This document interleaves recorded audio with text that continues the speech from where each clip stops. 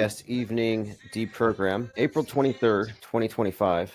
Just wrapped up a very eventful Holy Week. I was thinking about the Pope and Klaus Schwab stepping down, same time, both 88, both similar archetype and heads of the world, one in a more secular way, World Economic Forum, and the other with the papacy, the old world idea of this, the center of the or the head of this thing. And of course, one of them passed away, obviously, if you believe the story. I'm not really skeptical about the idea that people die, just for the record. However, that's not to say that the death of a person can't be capitalized on. I mean, there's a movie that came out last year called Conclave about the death of a pope, the replacement, how they go through the whole process. And someone suggested, could this be predictive programming? And I'm saying, no, that's just, I would say it's not really tactful, to make a movie that's so relevant to this guy's impending death. It's predictable, but maybe. I haven't seen it. But speaking of this idea of predictive programming, I came across something very interesting. The other night, I did go see Sinners, as I said I would, and I always pay attention to the trailers. This has been a pattern. My assumption here, and this is what I'm going into the theater thinking, is that because it's promoted, because it's mainstreamed, it's going to contain messaging, programming messaging that mirrors fake news. That life imitates art adage, this idea that this is just coincidental, the artists are reading the zeitgeist and translating it. No, that's not what's happening here. There's an entrainment between entertainment and what's happening in the theater of news media, the parts where they fake stuff, where they make these simulations real through miscontextualizing it. Like, for example, drills presented as real. If you think about a drill, a mass casualty drill, that's what we're talking about. We're talking about street theater in many ways. The president pretending that his ear got shot. Yeah, that wasn't a false flag. It wasn't a PR stunt where somebody really got shot. The whole thing was purely theatrical. So getting into this, as I said, I went to the movie and I watched the trailers because I'm just thinking I'm going to be inundated with imagery and messaging for what's to come. And this has been a consistent thing. I've always made this kind of my point here. What is the experience of the average audience member going to be? I'm approaching this as an anthropologist, just gathering information and not assuming anything. Just saying, if you buy a ticket and you sit there, what kind of messaging are you going to be hit with? The last time I saw a movie, it was the Mel Gibson one, Flight Risk. And in the trailer, there was one for a movie called Sinners. And this is the one I had to go see. And I noticed that it had this interesting dynamic of white vampires in Jim Crow, racially segregated South. And I thought, okay, this is interesting. So as the months passed, the movie's released. It was just released like during Holy Week. We have this concurrent drama in the news regarding the stabbing of Austin Metcalf. So there are a number of things that immediately kind of stood out here as relevant to this, which I want to get into. But first, we're going to talk about the trailers. So I saw a trailer for Final Destination Bloodlines. And this is one of these things where Jurassic Liars needs to call in. Because the first thing I see is the Space Needle. And there's this girl giving a prophecy. I saw what death was about to do. So like, that's interesting. And it comes out next month. So next month, a movie about the Space Needle and a prophesized disaster at the Space Needle comes out. But it gets even deeper because Final Destination Bloodlines comes out 25 years after the first Final Destination. Final Destination was about a person having a premonition about a disaster on an airplane. And the opening scene was just horror on a plane crashing. And it was like prescient in many ways visually as far as what we saw with 9/11. So this was one of these movies that was kind of lumped in the category of predictive regarding 9/11. So they already have this 9/11 connection with this franchise, Final Destination. So it turns out this new one is a prequel. The new one is about like the grandmother of the main character in the first movie. And the initial evasion of death that caused the characters to die off one by one wasn't the airplane. It was the grandmother stopping death from killing a bunch of people at the Space Needle. So she's at the Space Needle saying, I saw what death was about to do. She warns everybody, they laugh, but because she warned them, death didn't blow it up. So she saved all these lives, and this creates some kind of an imbalance. And so the Final Destination movie is about how death essentially makes up for what he missed because somebody kind of warned the victims. And so the imagery in the trailer is the Space Needle exploding several times, falling and exploding. So we have a connection now to the Seattle Space Needle and 9/11 through these predictive programming thing, because like the Twin Towers, there have been many movies, comics, and books where the Space Needle is consistently destroyed. Like if you think about how many times were the Twin Towers destroyed before they were literally destroyed? Like, how many times did we see them symbolically destroyed in movies or in effigy? Just like the Mario Brothers, for example. You had King Koopa, who was based on Trump, played by Dennis Hopper, I believe. And in that one, they call them the Koopa Towers, and they disintegrate them. So we have seen many instances, Cookie Monster even ate the damn Twin Towers. We've seen many examples of Twin Towers being destroyed before it really happened. Well, there are many more examples of the Space Needle being destroyed. And I'm like, well, why would we think this would be any different? So I'm looking at this trailer and I'm like, okay, this is interesting because according to Jurassic Liars' I would say interpretation of the pre-programming, this is supposed to happen this June. Something's going down in June. Now, maybe this year. I don't know. I'm not speaking for anybody.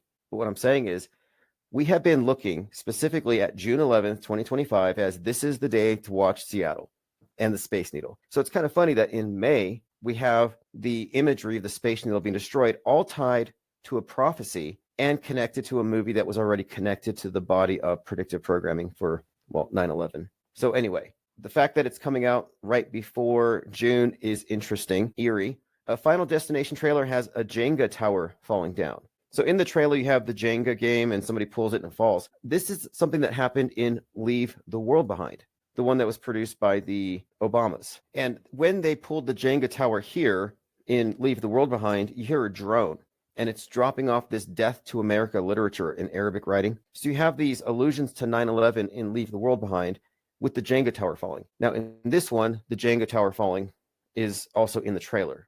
Again, this is just a trailer. The movie's not out yet, but from what I can see, I don't know. I think the timing of it is something to look forward to because, I mean, we've been talking about the Seattle Space Needle prophecy for some time, and I use the word prophecy loosely. But so now let's get into Sinners, and these are going to contain spoilers, obviously, but we're offering spoilers for the world stage. Who cares about the propaganda? Joined by Frank Murr, Dwayne Obith, Roxy, Matt X, Piano Adante, Let's Go, Ted Stryker, Hero Paranormal, Jennifer Reeves, Suzette says, I like the movie Conclave except for the ending, since you haven't seen it. No, you can say what the ending is, because we're here as anthropologists, not really movie critics. We're not really trying to do anything other than look at the field of information as though it's not really compartmentalized between entertainment and news. And my contention is that it's not. That's the big conspiracy. The big conspiracy is that somehow the monolithic government that has bent our history, distorted our worldview in various ways, has somehow not taken heavy-handed control over the entertainment. And we're not cherry-picking examples and articles of things in media and then attaching it to news events. We're not doing what Bible prophets do, doomsday prophets. You take Revelation, memorize it, look at the news, make connections. No, we're not making these specious connections. This isn't fallacious Texas sharpshooter reasoning where you draw the target after you find the connections. No, we have a methodology here. We're approaching media as though all the entertainment has already been co-opted for the purposes of advancing the psyops, the agendas that shape the world news agenda day by day, which becomes our fake history. And control over history is really what we're talking about. Control over the information, control over worldview. There's all these statements about those who control the past, control the present and the future. These things that Orwell spoke about, the ministry of truth. And this was all reiterated in that recent Francis Ford Coppola film, The Megalopolis, about empires. And he's talking about time control. And that's really what we're talking about here. But yeah, so I want to talk about this movie Sinners, because as I suggested before I went to go see it, it's going to contain information or scenes or themes relevant to what's happening on the world stage. And before I declare something like this, I look at the movie, what's the criteria here? Well, if it's being promoted, if it's number one, if it's by or associated with actors or directors whose movies have been associated with other psyops or predictive programming. For example, Mel Gibson. Mel Gibson is in Patriot, came out in 2000. At the very beginning, he sits on his rocking chair, which he just built, and he says it weighs 9 pounds, 11 ounces. 9/11. That's perfect. He sits on it and it crashes. Well, while he's sitting on it, everybody's watching him like they're expecting it to break. And you see the twin legs in the back. So it seems like that sounds a little 9/11-y, because immediately after, they're invaded. And the whole theme of patriotism and all this stuff comes up. And so this was right before 9/11. So whenever I see something with Mel Gibson, it's automatically suspect. So that's when I saw Flight Risk was a Mel Gibson movie. being released the same week as the Challenger explosion, the Kobe Bryant disaster. I said, watch for aerial immolations. And what did we have at that time? Planes falling, the plane hitting the chopper, and the like. Hero Paranormal says, can you post a link to where I can subscribe? Patreon's gone. So the place to go is ips.monster, or the Substack. It's just infiniteplanesociety.substack. And if you subscribe, you get a few things. You get the archives, the video every night as soon as I upload it afterward with the summaries. And then you also get live stream notifications and newsletters. And I think tonight I posted a new PSYOP trading card. And this one is about, I've been making so many, I'll have to see. I think I put the alien one, which we'll get to that. King Ravana says, I just watched JCVD Maximum Risk Species Alien Lady from the 90s. Okay, let's see. King Ravana says, Mima stops the death to sufferer imbalance. Yeah, the whole Final Destination movie is about this balance that's been disturbed, and death has to kind of just, I guess, meet the certain quota. He has to catch up, and it's an interesting series of movies. They're kind of gruesome, but the Space Needle Connection is actually a prequel to the one that was correlated with 9/11. So it's interesting for these reasons. Enoch Skeen says, Django was released in 1983, the only date that is 216 when spelled out. Jenga sounds like Jenga, which means orange. Yeah, I don't know the history of it, but the tower falling theme is, again, both in this movie about this tower falling and leave the world behind as a way of alluding to 9/11. Okay, Suzette Ann says, the big secret of Conclave is that one of the papal candidates found out recently he had a uterus and ovaries. You know, I heard about that the next pope is going to be a female that was, I guess, presenting as male or something. Interesting twist. That's going to drive the transvestigation crowd wild because they already believe that all the popes are women. That's never going to go away. We do have a Discord. If you go to ips.monster, I have a new Discord, the IPR press room. We're just filling up, and I'm going to start activating it. The reason it's not really being used right now is that there's just no focus, but there are people posting things. And so I'm setting up an AI bot that scrapes all the posts, throws it into a Google Sheet, and then that is processed through ChatGPT into a nice newsletter so you can see what people have talked about, links that we've brought up. But it's going to be sort of a digest. I've already been experimenting with this, and I think I can get people interested on just maybe even just the topics and the various rabbit trails that we're following, because we're following some pretty unique, fringy trails, but we're finding some fascinating things about how this place may actually work. Okay, so I'm watching Sinners to look for any overlap between the current state of the world stage. So a couple of things I think I can bring up. I have an article I posted from, Perplexity. I asked a few questions just to get some links, just for some background on this particular movie. Let's go through my article first. Again, if you subscribe to my newsletters, you get all this stuff. So it starts out in Jim Crow South, the Grand Dragon of the KKK and his clan. So these are major spoiler alerts, but you have this overlap between vampires and the clan. But one of the interesting scenes here is the clan is being gunned down by a sniper. And of course, nobody would have a problem with that. They're just the bad guys. They were going to kill people anyway. But this image of this righteous mass murder of all these Klansmen in the Grand Dragon kind of stood out to me as interesting because just the other day, Tucker Carlson and Alex Jones said that they were both predicting a false flag. And the last time these two spoke, Tucker was really complimenting Jones on how he predicted 9/11. So here we have an example of Tucker Carlson saying to Alex Jones that there will be a false flag that will be disguised as a fight against racism, and that this will be used to shut down free speech on media. Now, I've been saying for some time that Disease X would be a mind virus used as a justification to silence the internet to lock it down. And this fits that whole, I think, direction things could be going. So a fight against racism means a black shooter or a BLM associated shooter or an Antifa with an Uzi, as was referenced in The Madness, against some group. And they cite the Patriot Front. So the Patriot Front, KKK, what's the difference? There really isn't any. We're talking about masked individuals, provocateurs, racial ethno-nationalism. And so the idea that they could be mowed down has been floated around by Alex Jones and Tucker Carlson. So you may know Tucker Carlson, big agitator for all these things. I think he's a survivor of an alien attack. He's got scars to prove it, but he hasn't shown us yet. Now, a couple of other things. The main characters in the movie are twins, and the actor Michael B. Jordan plays both of them. And I didn't know this. I thought that these were twins. But yeah, Michael B. Jordan plays a double role in this movie. And he's Smoke and Stack. He returns to Mississippi in the 1930s to find it overrun by vampires. So here's where the parallels get. I was saying there's going to be parallels because this movie already has the racial thing, them versus the Klan. So on the world stage right now, we have the Patriot Front versus BLM Antifa dynamic. And we recently had this event with Carmelo Anthony, the 17-year-old from Frisco. Now, he was arrested for stabbing Austin Metcalf. They bailed him out. But the thing of it is, Austin Metcalf reportedly died bleeding in the arms of his twin brother. The exact same thing happens in the movie. So I'm like, okay, so you've got twins. One of them dies bleeding in the hands of the other. You have this other overlap. So that kind of stood out to me. And then I saw this. There's a critical review in Slate, and they bring up Jordan Peele's influence in this. So Jordan Peele directed Nope, and it was inspired by the George Floyd incident and the inflammatory video and the chaos that it caused, the spectacle. So Jordan Peele being brought up in this context is actually highly relevant for a number of reasons. And then the twin thing. So this is a quote from the Slate article. The multifaceted depth of the allegory Coogler is spinning out here put me in the mind of Jordan Peele's Us and Nope, two horror epics that use the uncanny double to explore complex ideas about racial identity and systemic injustice. So this twin thing got me thinking, uncanny double. This uncanny double refers to, I think, the vampires, they present as human, you let them in, they kill you.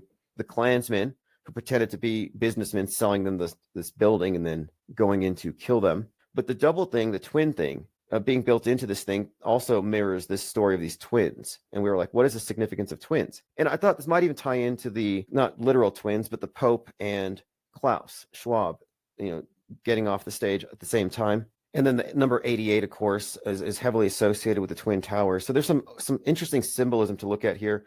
And then a Nope inspired by George Floyd, Twin Cities. And we've talked about the numerous twin symbolism with that event, including Stephen Jackson calling George Floyd his twin, the 846 timestamp connected to the Twin Tower attack. So many twin overlaps. But the uncanny double thing, here's a description of what this means. This is embodied as the uncanny double, the doppelganger, the alter ego, an unleashed monster that acts as a physical manifestation of a disassociated part of the self. So the movie 28 Days Later, they have the image of the chimpanzees being infected with the mind virus and then makes them violent, and the humans catch it. So this double thing has to do with, of course, the unleashing of a tidal wave of violence because of mind viruses, radicalization, right-wing terrorism. The Madness series that I've been alluding to, because we're living in it, was really ultimately about the madness of the mind viruses that radicalize the right wing into Nazism. I mean, this is Netflix, of course. Okay, so Mike, again, he plays a twin. I'm going through my notes. Okay, the director also directed Black Panther. So Black Panther has a great deal of significance to 2020. If you remember, Chadwick Boseman died 2020. Mr. 42. So you have the connection with the MLB and the first Black player, Mr. 42, played by Chadwick Boseman, who also was Black Panther. So the Black Panthers, separate from Marvel, the Black Panthers, obviously an extension of or predecessor to BLM, have some significance here as well. But that is another rabbit trail. But again, this movie and its correlation with the stabbing of the twin and it gets deeper, because it's not just the stabbing of the twin and the racial overtones, these dynamics in play, but after the stabbing, if you've been following the story, Jake Lang, this is something I didn't know until just a little while ago. Jake Lang is the one trying to turn Austin Metcalf into like a white Trayvon Martin. He's been trying to agitate off of it, and he is critical of the father, calling him weak because the father does not want his son to be used as a political prop. So it turns out Jake Lang, his background here, 29-year-old, from Narrowsburg, New York, was a prominent participant in January 6, 2021, the U.S. Capitol riot, facing 11 federal charges, including assaulting law enforcement with a deadly weapon, physical violence on restricted grounds, and he has not yet been sentenced after 4 years in pretrial detention. He was released on January 1st when Trump ordered the release of Lang and 1,500 others. So the guy who's part of this PSYOP, who's interacting with the family, and the family are now claiming to be victims of this guy's misinformation, death threats, and other things. So Jake Lang is a January 6th guy, which tells you everything. It means that he's fake, that he's an obvious crisis actor. So if he's an actor, then what are the chances that the family is not? You see, you don't have crisis actors interacting with real people on the world stage. It doesn't work that way. They live in a separate reality, a parallel universe. They're hyperstitions, they're fictions, they're constructs. So after his release, Lang returned to the public eye, expressing continued justification for January 6th. So he's still an insurrectionist. But the thing here is that now he's tangled up in this stabbing. It says about the case, Austin Metcalf was a 17-year-old high school football player from Frisco, Texas, was stabbed on track meet on April 2nd. And then Carmelo Anthony, of course, was released on like $250K bond. And it says there was a significant rise in death threats and harassment sent to the family. And a lot of the stuff has been attached to Jake Lang's provocations. Okay, so let me go through your comments. Unmitigated Mind says, you guys know the story about the suspect of the FSU changing his name legally to Phoenix at 15. I noticed his name was Phoenix, and I said there's some significance to the Phoenix with Holy Week, which is actually a thing that we've noted many times, because if you didn't know, the phoenix was originally a symbol for Christ. It represented Christ. These things are synonymous, the theme of death and resurrection. So the idea of a Holy Week phoenix, not shocking at all. It's an interesting symbol in itself, and we should probably do a whole video and conversation about its prevalence in various movies and how the character, the Joker, embodies this theme, and his name, Joaquin, Phoenix, and that movie Joker in 2019, how it preceded the riots of 2020. All of it is very significant to this whole great reset concept. But let's stick with your comments here. Verk Jen says, like the Google Gemini twins. Yeah, I thought there was something with the twins when you had Butch Wilhelm and Suni Williams go into space, launching in Gemini, the two of them up there, 9 months. I don't know the whole thing, but it was kind of layered with stuff. You had the Odyssey, the Calypso is the capsule they were in, and Calypso is the nymph who keeps Odysseus stranded for 7 years before he goes back home. So they were stranded, and I thought there's some kind of subtext here that we're probably picking up on. But yes, Lang being an obvious crisis actor, that's a big deal. That just puts everything in a whole new context. It says Lang's release has divided public opinion in his hometown.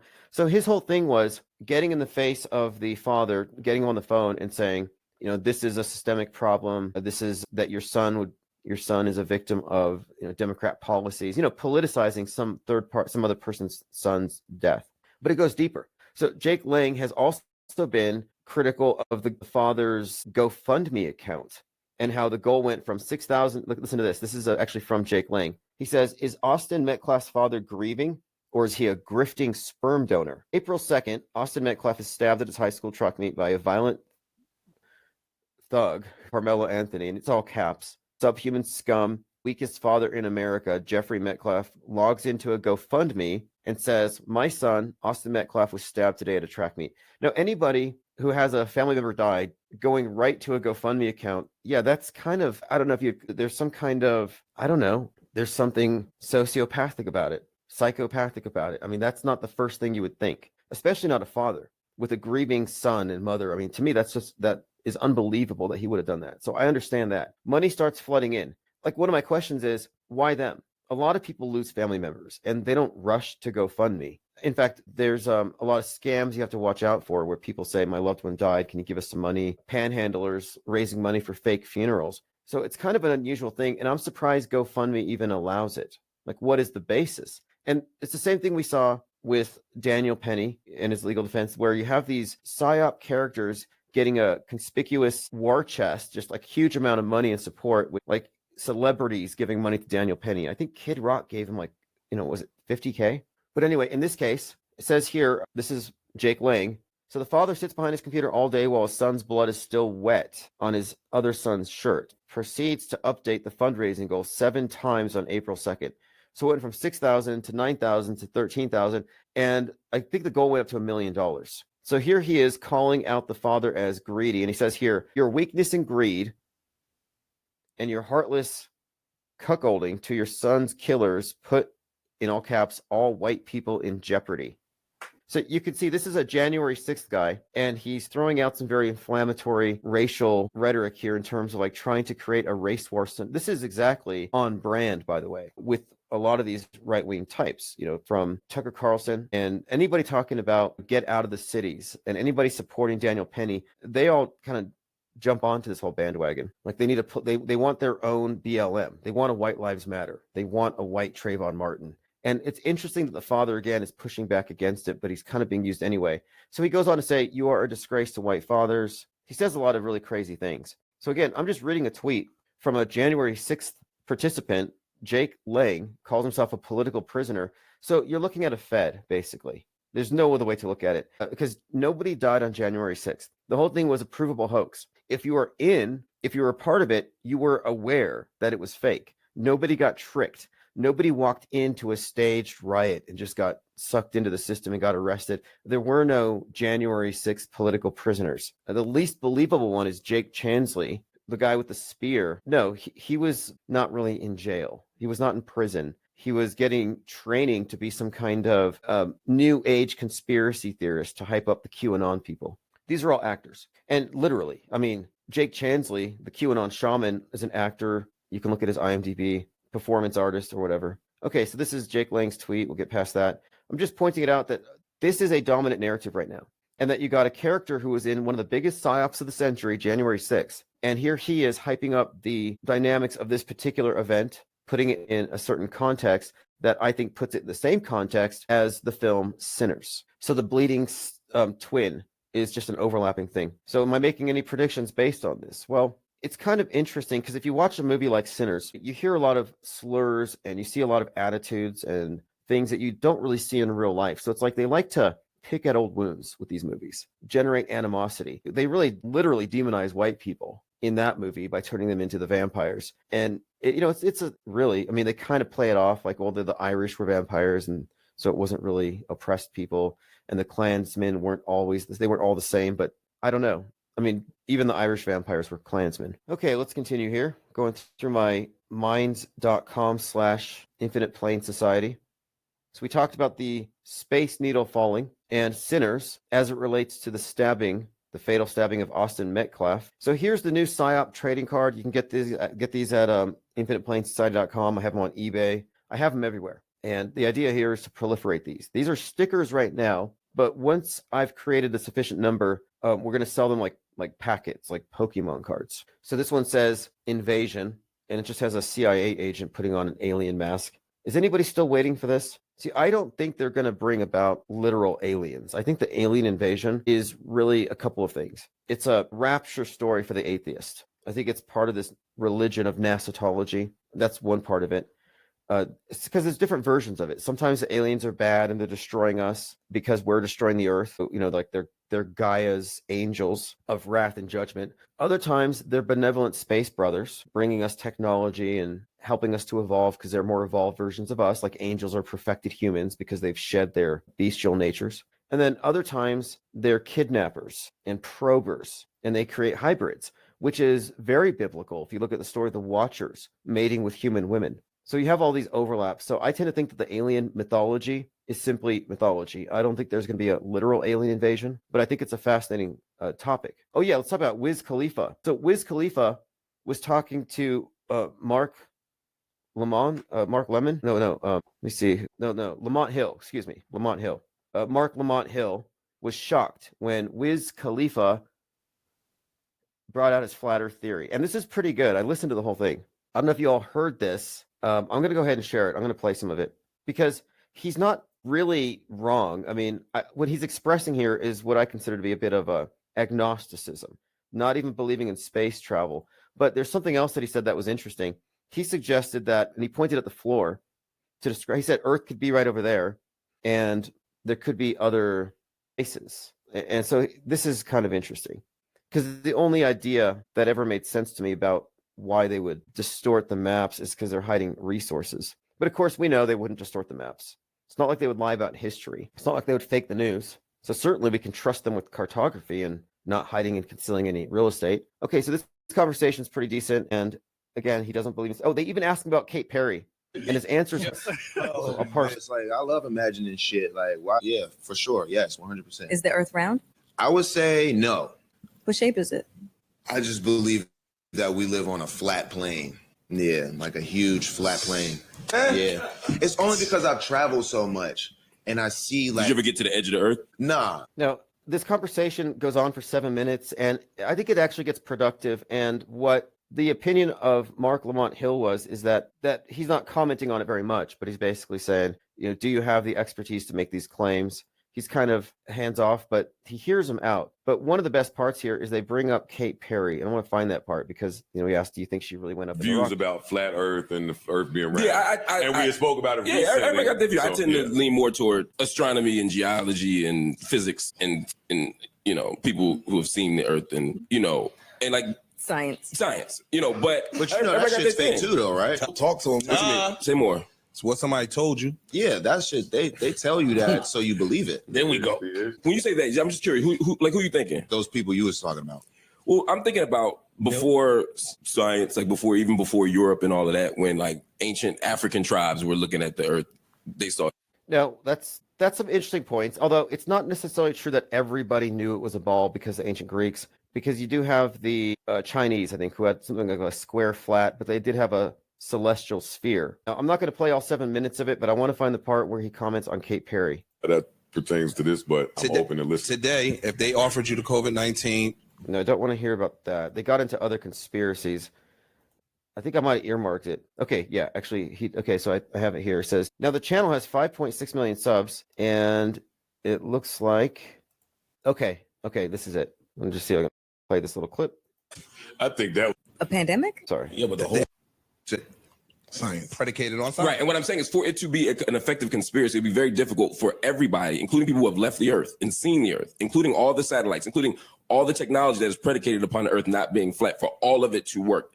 The physics wouldn't work. Modern physics wouldn't work if the Earth were. Let me ask you a question, and just answer yes or no, and I'll leave it alone. Do you feel like you know enough about science to be able to make an assessment and make a strong case for flat Earth? I've read and I watched a lot of shit. And what I'm going to say is this. When you listen to people that fly planes, when you listen to pilots. Well, I'm not going to play it all, but his answer was the door, and they all kind of laughed it off. But for the most part, it was an interesting conversation. I don't think that anybody has a flat Earth model. I think that they went down to Antarctica and they effectively burned the straw man model. But the idea of a model is what we have been rejecting since we first came across reasons to doubt the version of things as presented by the space agencies. Mousegate, any space fakery, the fake ISS, Apollo 11. If this is fake, well, then it says that we can't claim to have a perfect model or a complete model because we don't know what's outside of it. So I'm suggesting here that shape is secondary to whether or not we're in an open or a closed system regarding information. And I think we're in a closed system of information through I think we're muted. Okay, I'm sorry about that. We got muted somehow. I'll fix that. By the way, I have this new program, this AI bot that will take your podcast and parse through it and chop out dead air, just kind of automatic. Virgin says, the YouTuber Leaving Babylon has very interesting videos about old maps and hidden lands. She's Christian, which will turn some off, but what she shows is intriguing. Now, I'd be interested to know if people who are, convinced it's a ball are open to the idea that their version of it could have been misrepresented. For example, if all the measurements compute and everything matches up and it's a big spinning ball according to every point of observation, and it confirms this model that we've been told, like Jared has arrived at the ball Earth. Well, is Jared convinced? Let me fix the mic here. Do we have a mic issue? Is Jared convinced that there's no more land? Globe is in fact valid in itself. I mean, the shape is one thing, determining the shape, but does that mean, okay, we got mic issues? Okay, let me go ahead and fix that really quick here. I don't know if I can fix it on the fly. And of course, I'll just have to edit this after the fact. No big deal. I'm using a new system. Okay, there we go. I'm using a new system. Okay, well, anyway, to get to my point, my question was, so Jaronism goes down to Antarctica. He measures everything. He determines it to be a big ball. So he's content. It's a ball. I've checked. Now, does that mean necessarily that the ball contains the land masses arranged exactly as they say in all accounts? For example, uncharted waters. Could there be another continent? Could the entire space program's purpose be to provide us a comprehensive view of the world from space so we don't ask any questions about what's over here? And maybe they could, swirl away a continent or two or misrepresent the climate in a certain area. So, I mean, these are valid questions that a skeptic should be asking. If we're going to question the news, you're going to question history. Some people say dinosaurs don't exist. Then why shouldn't you question the maps? So I think it's valid. I mean, conspiracy theorists have always been asking questions. What's at Antarctica, underground bases, all these conspiracies? Is that where the UFOs are parked? So I think it's useful conjecture, but it's not only about shape. Because if you can't trust the ones that are presenting us the worldview when it comes to news in general, we're talking about a news framed against a history that's been infused with a lot of fakery. So at the scale of the line is just so vast that it wouldn't be off brand for the news fakers, the worldview monopoly, to hide something big. Atlantis, perhaps. I don't know. But what I'm saying is that, okay, so you prove it's a ball. Does that mean that you can now trust the space agencies? And what other justification could there be for the terrible science fiction they've been presenting us? Why even bother? Why would they even bother faking the space station if their special effects was never really even up to the task? Their special effects have always been terrible. So what was the urgency? And it could have been simply not about shape, but about something else entirely. Again, hiding resources, hiding land. What do you think? Put your thoughts in the chat. So we were just listening to Wiz Khalifa talking to Mark Lamont Hill about the Earth being a ball or flat, and he didn't really have any reasons for saying it's flat, other than he's traveled a lot, which isn't really a reason. But I do think that it is reasonable to be skeptical. It is reasonable to be more skeptical than people who think they are skeptics tend to be, because most people think that they are skeptics. Most people think that they are very critical and skeptical thinkers, but they only apply it in the direction of the opposition, of the other side. It's bifurcated. Every mainstreamer knows not to believe in conspiracy theories. Every conspiracy theorist knows not to believe the mainstream news. So there's not a lot of thinking involved in that. There's not a lot of real critical thinking. In fact, it's just knee-jerk reaction. And the reflexive nature of it is why I reject a lot of the anti-positions. Violet Pengon says, control movement, more land, resources like Avatar. Yeah, that's another point. So Avatar, environmentalist movie, James Cameron, I think he said testosterone is a toxin. He brought us Terminator, Terminator 2, Arnold Schwarzenegger, the Avatar 1, 2, and 3 coming out very soon. And these movies are all connected. Terminator's got Skynet, and of course the Avatar's got Pandora, which is this global consciousness. He's a big part of this worldview formation. And environmentalism is one of the big themes here. In fact, in Avatar, Gaia is essentially killed by humans. So humans go to this moon called Pandora, like a bunch of parasites. And Pandora is inhabited by the Na'vi, who are in touch with nature. They live in balance with it, and the humans don't. And so this is all about the West and the idea that we can't go into space, or we can't continue to live with this political economic system of capitalism and polluting and plundering natural resources. But looking at it from this perspective, it wouldn't be hard to justify hiding a bunch of land. If you could just point out the human race and say, hey, look, these people are bad for the environment. Maybe we should limit their expansion. Like, there's already plans, if you look at some of these radical environmentalist ideas of, basically turning cities into like human zoos and then rewilding everything else. And I think that notion could already be in effect. Like, we might already be quarantined. And I've thought about this before, even with the idea of it, if it were a flat plane and there were more land, maybe there's a reason why this particular area has been given an artificial perimeter. Lord Laney says, whatever shape, they need to bring the zeitgeist down for a great reset. Skepticism threatens their model. I bet the word autohoax keeps these proverbial reptiles awake at night. Oh yeah, it's 100%, because the alternative media is essentially what I would consider them to be is the controlled opposition. They are the controlled alternative, and they need the alternative to keep people from leaving altogether. So their job is just to get all the lost and put them in a big pen. It truly is a gatekeeping operation. By the way, I released this AI-generated coloring book, Meditations on Media Fakery, and I just put a video of it on YouTube and on Twitter. And what it does is it goes through all the images. It actually starts out with the of all the world's a stage and the men and women are merely players. So every other page is a coloring book image, like here's the dancing nurses with the syringes. But the other page is a quote, like Marshall McLuhan. We become what we behold. We've got some from Edward Bernays. If we understand the mechanism and motives of the group mind, it is possible to control and regiment the masses according to our will without them knowing it. That's another thing too.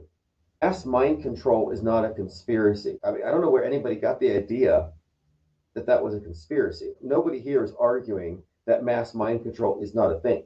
These days, it's carried out by mass media. It used to be through the masses in the churches, religion. But media is the new religion. It has supplanted the old religions, contains all the same mythologies, including alien angels, including eschatologies, climate change, but without the baggage of traditional mythologies and worldviews. They want everything progressive.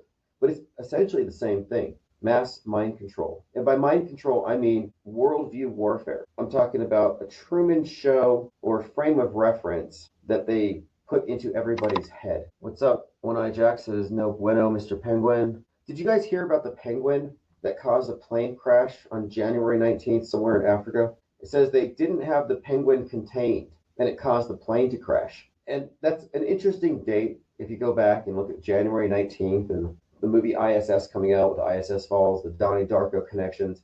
That number has some fascinating connections we've talked about. But on that date, yeah, a plane fell. And they say it's because the penguin wasn't in a cage. And someone sent it to me and they said, is this some kind of a message directed to us? Like we haven't been properly gate kept and that we're putting everything in danger? Super bizarre. Unmitigated Mind says, get metal implants for your Autohooks brass knuckles. Make sure to leave your mark on those.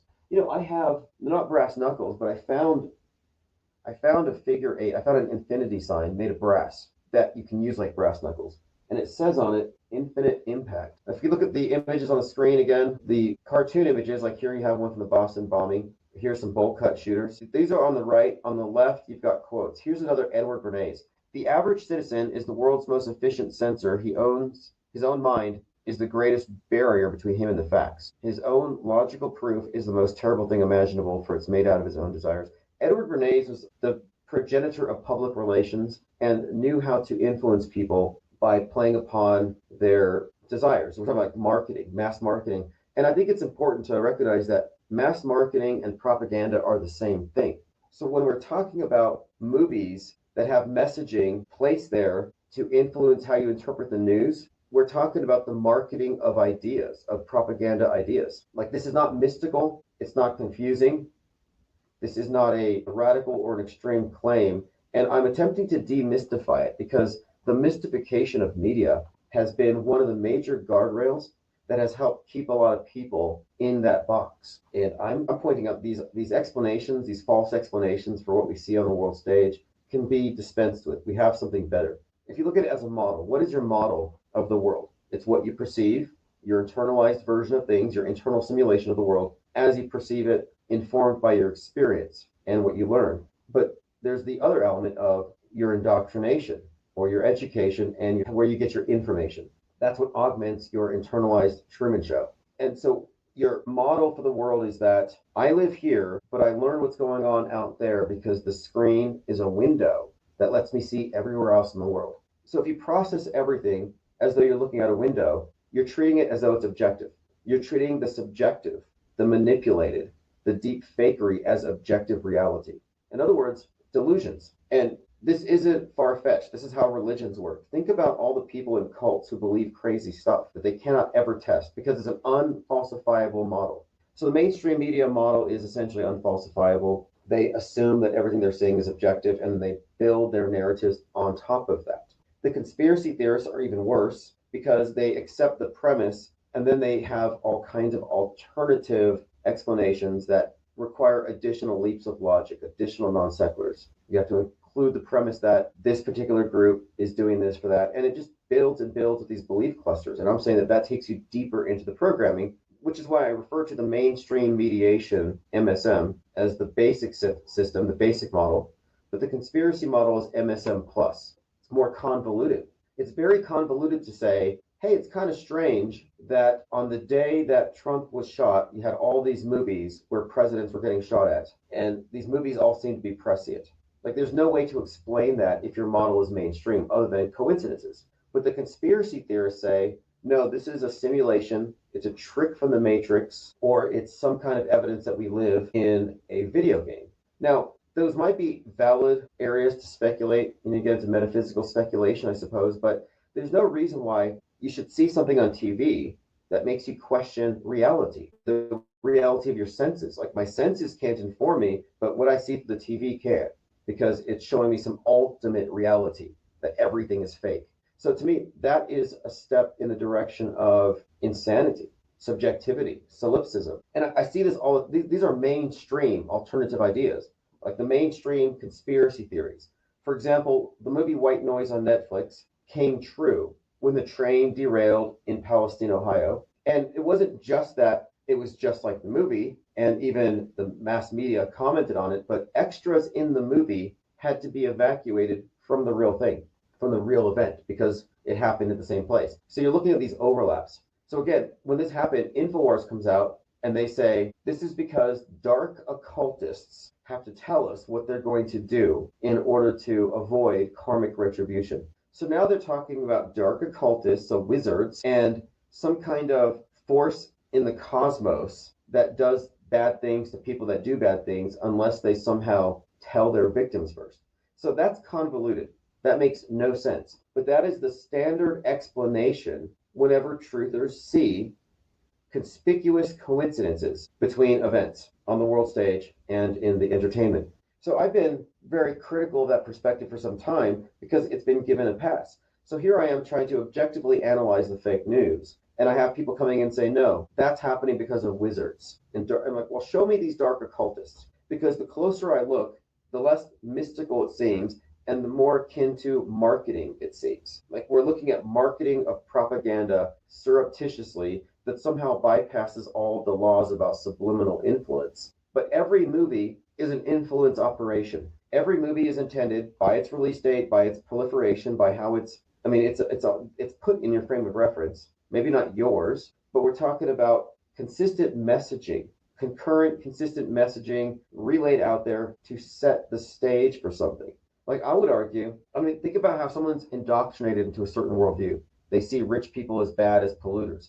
Well, then they see something, the CEO getting shot, and they applaud. They can justify the destruction of Cybertrucks. And that's because of their frame of reference. So the leftist frame of reference justifies these acts because they're in class warfare and they're fighting against their oppressors. So there's no reason to test or there's no reason to doubt that the frame of reference provided by entertainment, it helps you interpret what you see in the news. Like I would say that the Luigi character was very sympathetic to people who might have identified with the Joker's struggles. And these stories mirror each other in a myriad of ways. Visually, even various scenes overlap. The kill the rich thing, class warfare, the depose the CEO thing, ties right into the Joker kill the rich thing. The class warfare hero with the green hair, and then you have the class warfare hero with the green hood. These are parallels that we were just observing. And it goes pretty deep because it's not just the Joker movie. It's the theme that was presented in the #1 Netflix film at the time. But you can see that these are, again, there to get you to interpret the fake news event in a certain way, have an opinion on it, emote to it, rather than critically examining it. Think about when Trump was shot at, instead of saying, was it even real? People were saying, oh, it must have been DEI, must have been Joe Biden, must have been the deep state, must have been Obama, must have been a second shooter. So their frame of reference is really about DEI and Biden and deep state intrigue. That's the conspiracy theory frame of reference. So they all arrive at these various rabbit trails to explain what they saw, but all of these things are adding to what we actually know. They're adding on top of it with stuff we don't know, instead of subtracting what can't be verified, which is my starting point, which is our starting point, the subtractive view. Unless you think the mass media deserves the benefit of the doubt and you want to carry its burden of proof, which makes you a propaganda mule. Nicotramus had tweeted this at me. More people need your operating system, Tim. Subtract, don't add. You'll be right more often than not. The reason why we made this a stance, not just like, we're not just being ironic. Oh, that's fake, that's fake. No, the reason why we took the stance that media fakery is something to consider with every major event is because by working on the premise that every story is potentially fake, we consistently found ourselves to be correct. Like, it's a mistake to think that all the news that you didn't personally vet can be treated as real, but no one has the time to go through every single news story. So the model that we are working with here categorically debunks entire types of stories very easily because they simply don't provide adequate burden of proof for a lot of things. But anyway, subtractive. Okay, moving on. I brought this up a little while ago, but I asked Perplexity about it because this is pretty good.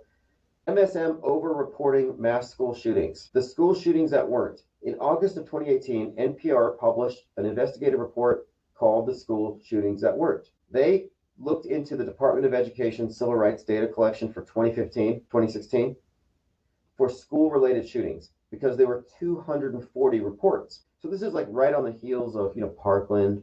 School shootings were really hot at that time. So NPR is like, wow, there were 240. This is huge. So they go through it and they find out that out of the 240 that they bothered to check, because nobody was checking it. People are running around like, oh, it's so dangerous. There's a school shooting every day. It's an epidemic of mass shootings. No, it turns out of the 240 that they checked, and this is the key, if you passively accept the news, you're going to passively imbibe a lot of fake stuff. So you have to be active. You have to reject it or suspend judgment because you hadn't had time to look. You don't have to have an opinion on everything at the moment that it's presented to you. You don't have to believe headlines.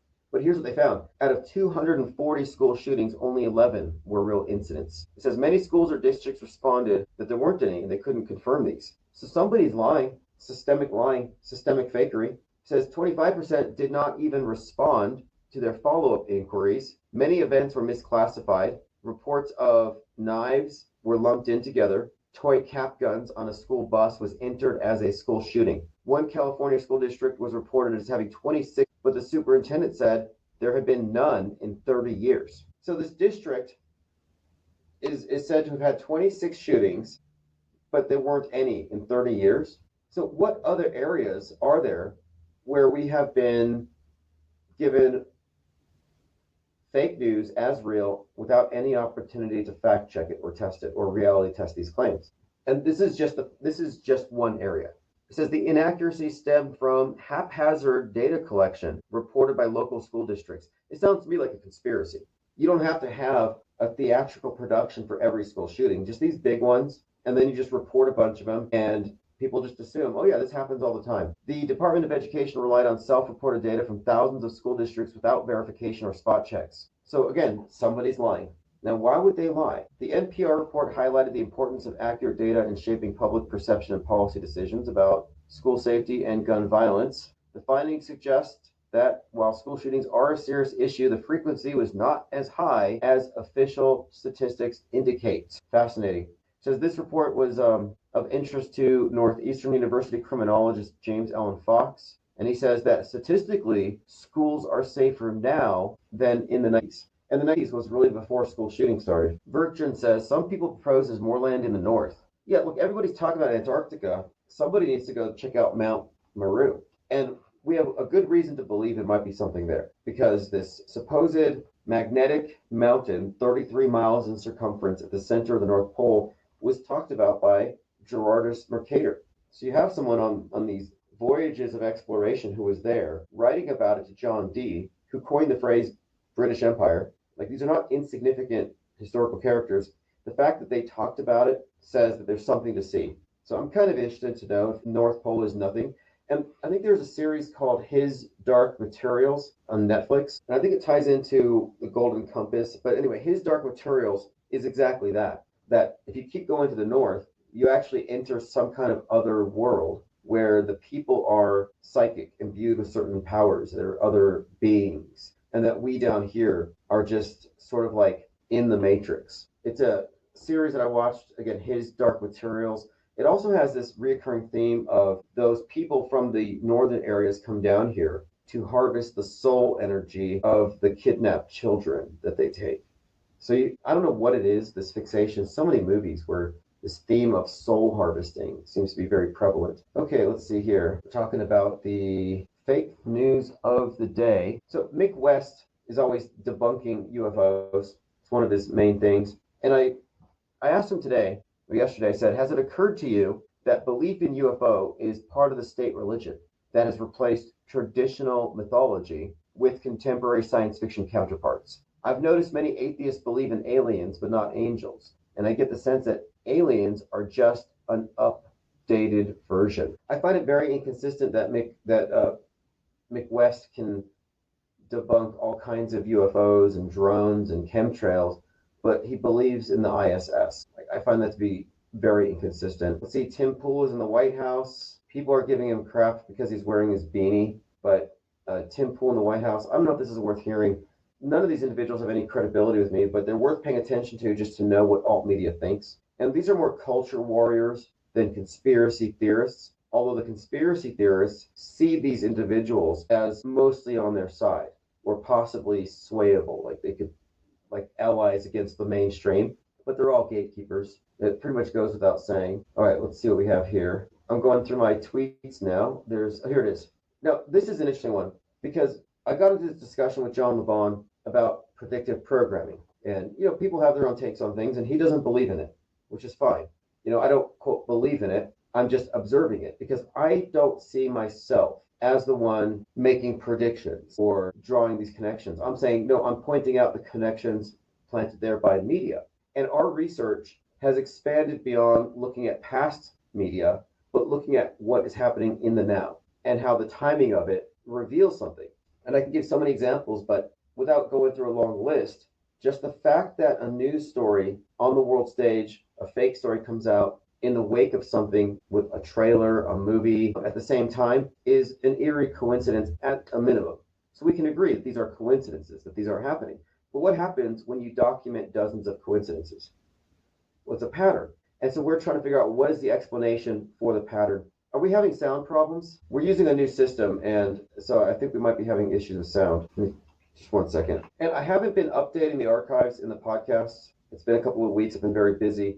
And I'm not going to get any less busy, but I am using AI bots. Okay, so the sound's messed up again. Interesting. I guess I'm still learning this new system. It's called StreamYard. One moment here. I'm just going to go through the settings. Strange. It was strange because I thought it was fixed a minute ago. There's got to be a way to prevent that from going back to the old mic because that is the correct one now. Yeah, no big deal. But anyway, so I'm just trying to, I'm not going to get into the topic very much. I think we all know. But what I am doing here is getting rid of some straw man arguments right off the bat. One, I do not contend that everything is fake. I say that the news media is largely unaware and uninformed of its own role as a propaganda vehicle for a worldview monopoly. Most people wouldn't know the difference. If you're in it, you wouldn't know. It's not like everybody's in the know about fake news. Fake news is considered to be a conspiracy theory, but replace that with propaganda. You think propaganda is a fiction? You think there's no such thing? Or do you think that you're so aware that they couldn't possibly fool you? Because we're all dupable. You have to consider the context of how you get your information and how vulnerable you are to manipulation.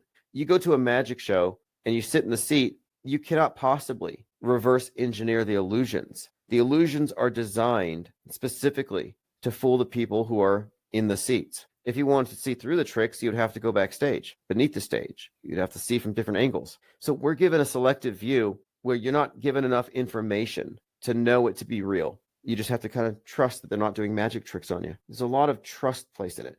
But my point being, the fakery is a small percentage, but these tend to be the agenda-setting stories. So, for example, the airplane hitting the helicopter. So it wasn't just a tragedy. It was a chance to attack Trump for firing air traffic control, attack Musk. It was a chance for the right wing to blame female pilots and DEI.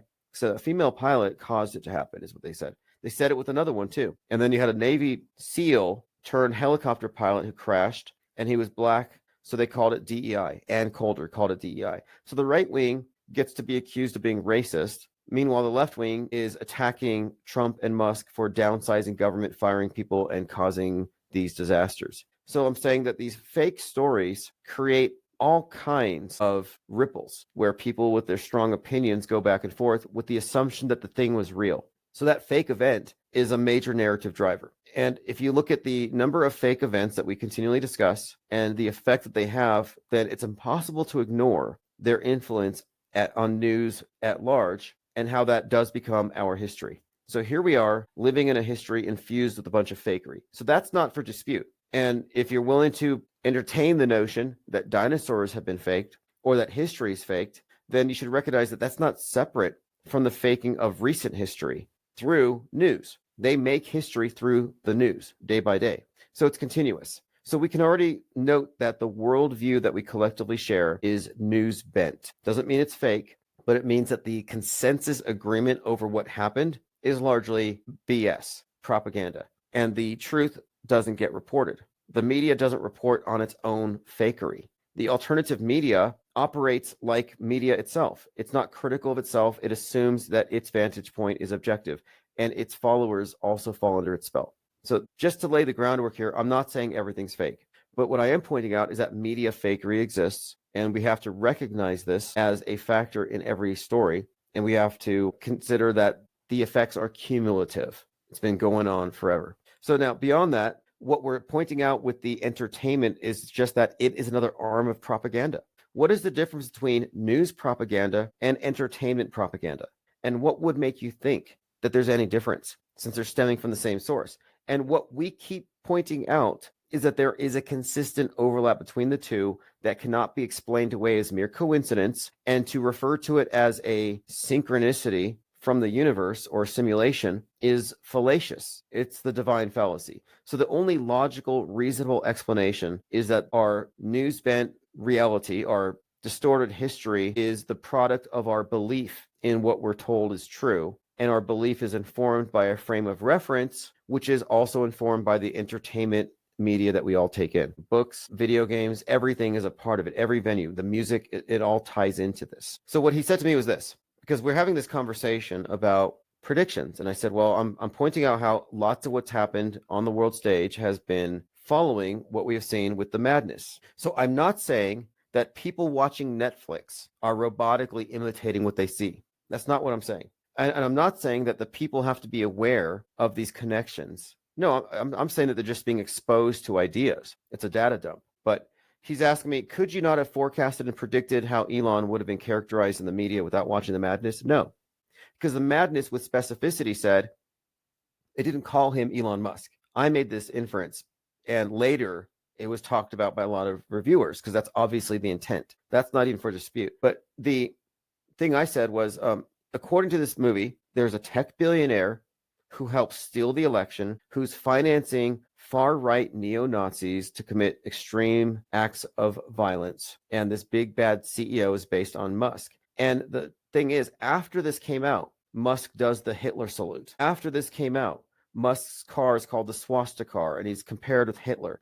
So the Hitlerification of Elon Musk happened after this movie. Like, these things aren't, it's like the movie set this template that we were to expect. But it went beyond just this Musk character. It had elements of the left-wing Antifa rising up against the corporations, against the rich in a class warfare context. And right after that series came out, you got Luigi, class warfare. And Luigi used a ghost gun. The characters in this show were manufacturing ghost guns. The anti-CEO rhetoric is very consistent. And then what's more, Musk was caught. People are tracing his tweets, communicating with certain neo-Nazi characters, and dog whistling, like the 14 flags when he retweeted the quote from Napoleon that Donald Trump tweeted that they were outraged about, because it said, "He who saves his country breaks no laws." So if you remember back when that was happening, well, that had a direct correlation here, because the Musk character in that series was communicating with Brother 14, leader of the Forge, which is the movie counterpart to America First.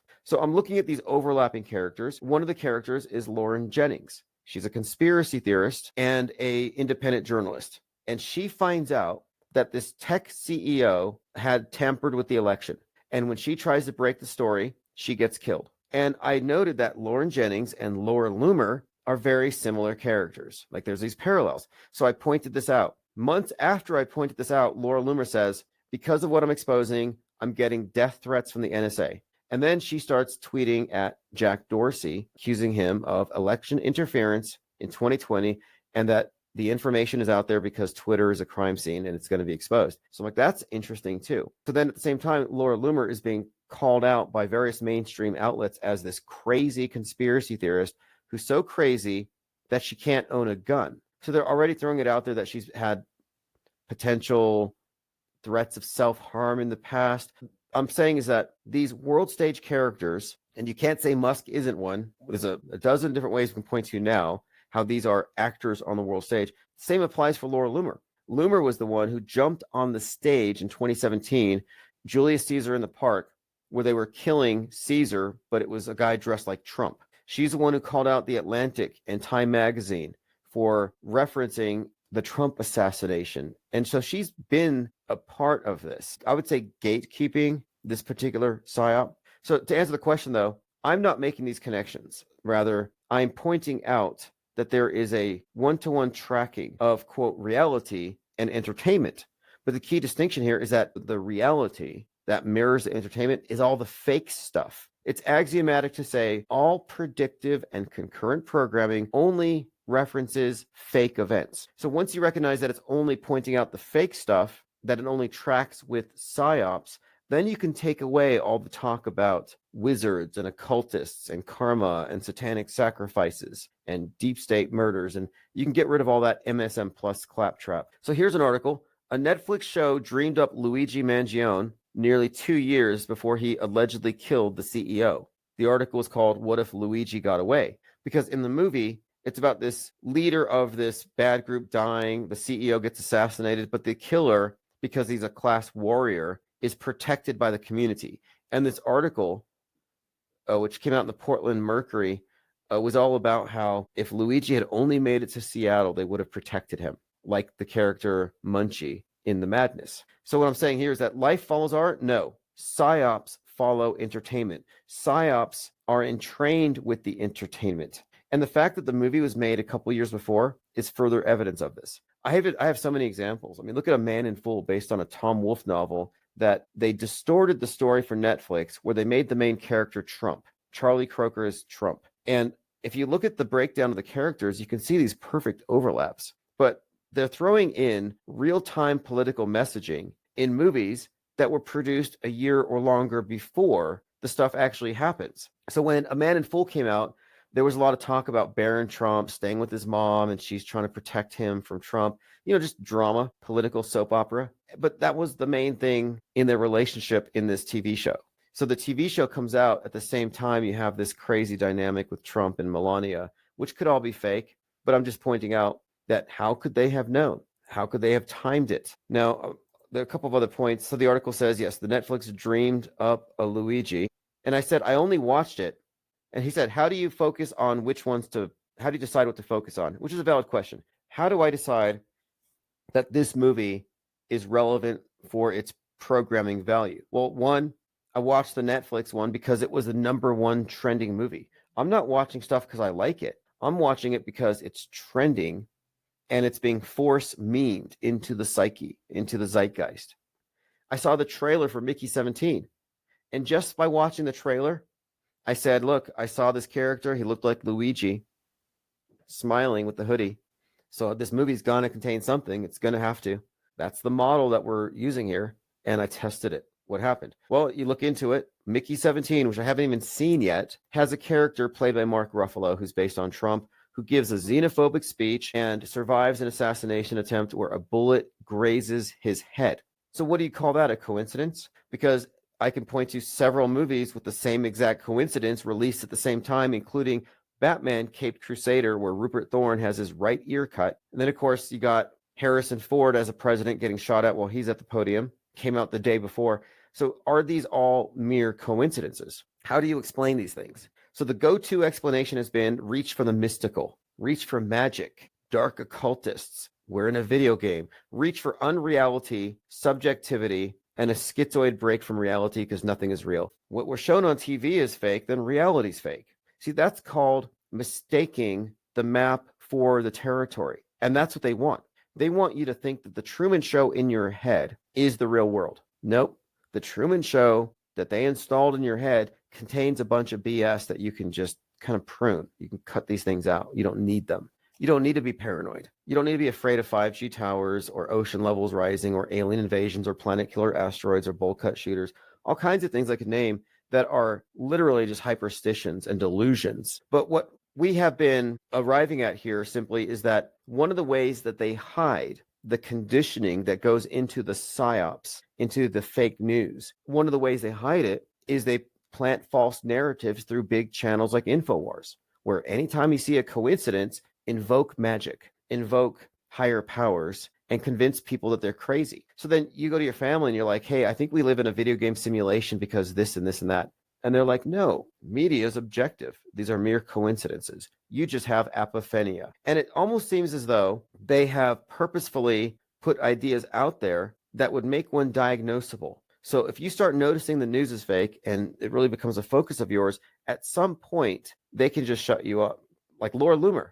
So I don't think it's a coincidence that Laura Loomer is represented in Netflix by a crazy conspiracy theorist, and she's being characterized as Laura Looney, a crazy conspiracy theorist who can't even own a gun, who's obsessed with Trump and jealous of Elon Musk. I mean, if you look at the storyline here, I think she's a character and a caricature of the conspiracy theorist, investigative journalist. If life follows Netflix, this character may be the next. I kind of have this feeling, just based on how they, I guess, recycle various psyops. I think that she might be the next Seth Rich, the DNC staffer. And that was a huge conspiracy, big talking point with QAnon types. But the idea that she's got too close to the truth, and so they had to take her out. So am I predicting, in as much as, Musk, if you look at his corresponding character, he gets taken out. Does it mean they literally take him out? Well, not coincidentally, shortly after the madness came out, images of Musk being shot at, death threats, the Cybertruck blowing up started proliferating. I was on Blue Sky. There were images of Musk with guns pointed at him. So all this anti-Musk stuff picked up right on time. And I think a lot of it's fake and agitated, provoked operatives. Like, are there really people burning Tesla dealerships, or are these psychological operations? But are they setting him up to be taken out? Well, I don't know. I mean, he certainly acts like it. You could consider a Cybertruck blowing up in front of Trump Tower as kind of a threat. So I would say that life is following art. Does it mean it ends that way? I don't know. It could be a public fall from grace. It could be losing Tesla. It doesn't have to be a literal death, but I don't know. With this Laura Loomer character in the show, she threatens to release some damaging information, which is her thing. She's been threatening powerful people. NSA, she says they've been threatening her expletives in their threats. Very dark stuff. So she is walking into the role of Lauren Jennings, and the character is killed with a nerve agent designed to look like a heart attack. But I have a few ideas of how it could work out if I were a writer, and we'll see. So one more question with JLB. I said, how do you explain all these coincidences? And he says, depends on what you mean by these coincidences. I've already explained in the past that my own content regarding submarines seemed to have predicted the Titan submersible story, but I predicted nothing, and I'm not an insider. And he brought this up when we last spoke, that he wrote an article that has some kind of a connection to the Titan submersible. And he says, so he's not an insider, so what do you call that? Well, you wouldn't call it predictive programming because it wasn't distributed by government-controlled propaganda outlets to a mass audience. So we can go ahead and separate the conversation of mass programming from personal coincidences or synchronicities. The conflating of the two is one of the main errors in trutherist thought.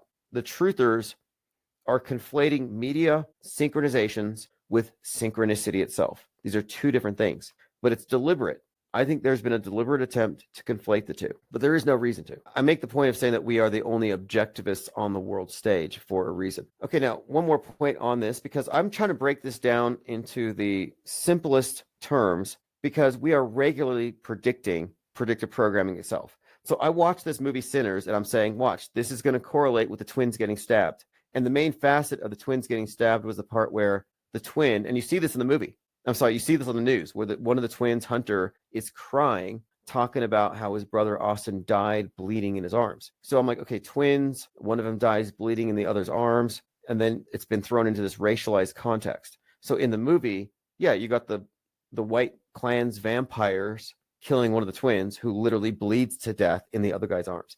So that's a coincidence, I guess, that the theme has an overlap and this scene has an overlap, like this very significant death. But how was I able to predict that, is what I'm saying. I shouldn't be able to walk into a movie knowing that because of the context of the release and who's behind it and the directors, that it's going to correlate with an ongoing psyop. So what does this mean? It means A, I'm psychic. B, I'm channeling information from a higher power. Or C, we have correctly correlated the information, and that there is a deliberate synchronization between entertainment, propaganda, and fake news. Now, as to the why, because people don't understand, well, why? What is the why here? Again, think about marketing and propaganda and getting our pre-acceptance for some news event, getting us to jump on. Like, there's a reason why there's this reflexive response. This was caused by DEI. No, this was caused by anti-government extremists defunding these departments. There's a reason why people go down predictable narratives every single time. So as to the why, it's propaganda, manipulation, and advertising. Because as long as we go with the fake news unquestioningly, then the news benders get to write our history day by day. If you can write history, you have the ultimate control. We are living in a mass Truman Show. And a lot of this started with this. And I just want to show you how this works, because I was watching Fallout, and I said, I'm going to watch Fallout because it's going to contain predictive programming for what's coming next. And I say this for a lot of reasons. One of them is the director. So you've got Christopher and Jonathan Nolan heavily represented in creating movies that overlap with fake news events. The Batman stuff, the Oppenheimer stuff, it's all there. Fallout, I was watching it because I said, look, Fallout. Jonathan Nolan, he also did Westworld, which had a lot of 3/11 pandemic stuff. So I'm watching with this intent. I'm like, I'm going to watch Fallout because it's going to contain relevant predictive programming. It has all the usual interesting stuff. You know, the intro scene is in Vault 33. So I'm watching the scene where you have this disputed election, a stolen election, and this character named Betty Pearson, black female, takes over Vault 33. And I thought, okay, this looks like some kind of a stand-in for Kamala Harris. And she does this thing where she orchestrates this takeover. So I'm like, okay, this is interesting. You have the stolen election concept. But part of this takeover was a massacre in this vault, and they clean everything up. But I'm watching it, and as they're exiting the scene, they focus on the foosball table because they forgot one drop of blood. And that one drop of blood is on a foosball character on the right side of his head. And it's one frame. But I'm watching these things critically, and I recognize that nothing is put in your frame of reference if you're not meant to see it. And just because you don't consciously recognize it doesn't mean you're not perceiving it, that it's not going into the collection, in that folder in your memory banks to be tapped into later. So I pause it and I say, this looks like Donald Trump to me. Now, mind you, this was a couple of months before the Trump head wound on the right side of his head, the blood on his face. So I said, okay, you got Kamala, you got Trump, you got this dynamic of a stolen election. This looks to me like further evidence that they're going to do some kind of Trump head wound. And again, this was before. So am I reaching with this? Well, no, I made the inference based upon all the context. So again, he's incredulous. And so he says, we're still waiting for some evidence that blood on the foosball player equals Trump's head. So I understand the incredulity. I arrived at it through context, but I didn't know this. And Synchro Morpheus brought this out for me. Because here's what I said. I said it's symbolism. For example, HBO The Boys. The Homelander represents Trump, not a secret. Mickey 17, Ruffalo's character is Trump.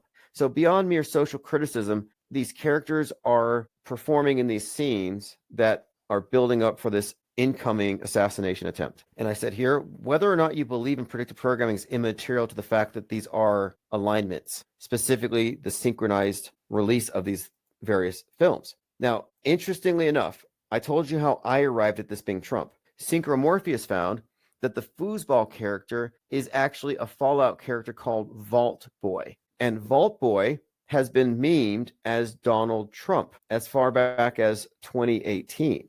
So I didn't know anything about this foosball character. I'm just reading it from context. So again, what we have here is this. You've got Vault Boy is the foosball player, memed as Donald Trump. You see him on a bunch of shirts. The overseer of Vault 33. And there was a couple of other things about this, but basically there's like an article how Fallout has all these various little, what you'd call Easter eggs. So again, I'm just pointing out that Vault Boy equals Trump equals foosball character, blood on the side of the head, Betty Pearson, and it goes even deeper when we go into the layering here. So again, what are these? Are these coincidences? So his question is valid. How does the foosball character represent the Vault Boy character? Was a valid question. And the answer was the directors put it there as an Easter egg. Even without that, I could have made this connection. So what I'm pointing out again is simply that we're not cherry picking. We're just looking at media holistically as a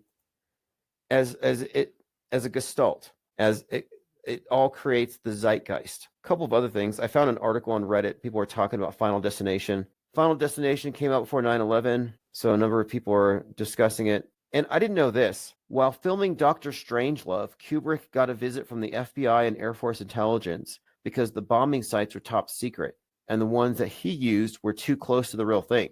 He called the prop master, and anyway, that's intriguing in itself because Dr. Strangelove, like all of Kubrick's films, has these connections to conspiracies. They're all like that. It's interesting. In fact, Dr. Strangelove really was about the fluoride in the water, communist mind control conspiracy. So it's interesting that Kubrick is so well represented in the conspiracy realm with like Apollo 11 which again isn't all of it. His movies contain foreshadowing for many things beyond just 9/11 and Apollo and JFK. And okay, here we go. I saw what Death was about to do. We talked about this already. Just analyzing a movie that comes out next month by its trailer, Final Destination Bloodlines. It all starts with a prophecy about the Space Needle blowing up and somebody preventing it. So then 9/11 happens, or a plane blows up, and then they get hunted down by Death. Okay, let's move on. Going through my notes, Jaron Campanella said, I sent Dave Weiss an email and he blocked me on all platforms, like the transparent man he is. You know, like the 10-year friend you had that went on a trip and came back to people no longer saying his name, but just the letter. You know, you never called that friend once, but made up lies about him and blocked him. Yes, Jaron and Dearth are on opposite sides because Jaron has become a full-on, Glober, which is fine. We're talking about the model that best explains observations. But my question is, does he believe, beyond just the shape, does he believe that the land masses are all represented on the globe? Braveheart84 says, I just realized Donald Trump played the rich villain kid's dad in Little Rascals remake. His car looked like a rocket with a W on it. It's kind of interesting to look back at how much attention and media coverage Donald Trump has had his entire career, as a real estate mogul. 33 years before he ran for office, he's on Oprah Winfrey talking about becoming president. He's been a very public figure, but he's always been a character. He's always been a facet of this big show, and it's all been leading up to this. He's not random. In my view, there's no reason to think that there's anything random about him. You wouldn't say that somebody randomly went to school and got a gig as a crisis actor and performed in a fake shooting. It doesn't work that way. These things are conducted by essentially a production crew that's a closed movie set. There's no randoms in there. And so when you look at someone like Trump, he's just a crisis actor, a glorified crisis actor who's been doing it his whole life. And you can find evidences of Trump existing in various characters in the movies before he existed in these various forms. We talked about Trackdown from 1958 that even predicted his arrest. But more recently, and this is with Musk, this is with Trump, this is with many other characters, but I think it's safe to say that these are what you call lifetime actors. And their job is to merge real and fake, to steer things. Because it's not just that they're writing history. I mean, you can't just write it and publish it. It has to be performed. This happened. Okay, NPR, the school shootings that weren't. Sure, they got away with it for a couple of years, 240 school shootings being reported, but somebody investigated. They didn't actually have a psyop on the news to correspond with it. There was no evidence to actually support the claim. So they have to act out these events. And the major players on the world stage have these parallel existences. I mean, we often talk about the Trump headwind thinks it's one of the latest and greatest examples of this that is irrefutable. Look at Machete. And the only reason that we look back to Machete was because I said there's no way Robert De Niro is outside the Trump trial exhibiting Trump derangement syndrome on the random. There's no way. One, because of his various roles. Again, he was Travis Bickle, who inspired the guy that shot Reagan. Travis Bickle, an inspiration for the Joker, as was Kings of Comedy. But so De Niro has some connection to this theme of presidential assassination. Then we see him in Machete from 2010, before Trump was in politics. De Niro's playing a character who essentially acted out what happened to Trump. He's giving a xenophobic speech and he's shot at while he's at the podium. The exact speech Trump was giving. He points to the sign that says too many immigrants. And while he's pointing at the sign, he gets shot at.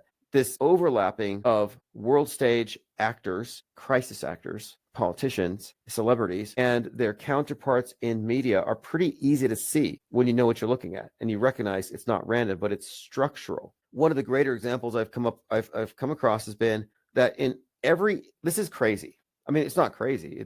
It's true. So I'm looking closer at these instances of conspicuously timed released movies with an assassination attempt, all the ones that correspond with the real thing. And I'm looking at the actors in particular. And one thing that I find to be fascinating is that the same actor is represented in 3 of these very prominently, but the same dynamic is evidenced in all of them. So in Megalopolis, which came out last summer, the summer of the shooting, the character Caesar, obviously an allusion to Trump, but his antagonist who orchestrates the assassination attempt is the same actor who's the antagonist in Captain America, where the president gets shot at, and this was released the day before Trump was shot at, so they changed the trailer. Same actor, same antagonist, same actor, same antagonist in The Boys, where the Homelander assassination run season finale had to be changed because it's so closely aligned with what just happened. And the antagonist of the Homelander is the same actor as the guy in Megalopolis in Captain America. And this character, this actor is playing in all these instances would seemingly correspond with Barack Obama. So there's a dynamic between Trump and Obama that is being played out in the movies and on the world stage. And it all ties in, and I can point to reasons why I'm asserting this. It all ties in to their relationships to two distinct worldviews that are clashing, represented by 1776 and 1619. Obama, 1619 on one side, Trump, 1776 on the other. These poles are being referenced with these characters in the movies and what they actually represent. Not a coincidence that Leave the World Behind, an Obama production released on 11/22. It's a reoccurring theme. It's a pattern. And you could say these are just coincidences or it's typecasting. Sure, it's definitely coincidental. It's definitely typecasting. But then how do you explain the timing of these releases with the quote real event in every instance? And I've got a list of these instances of concurrent messaging.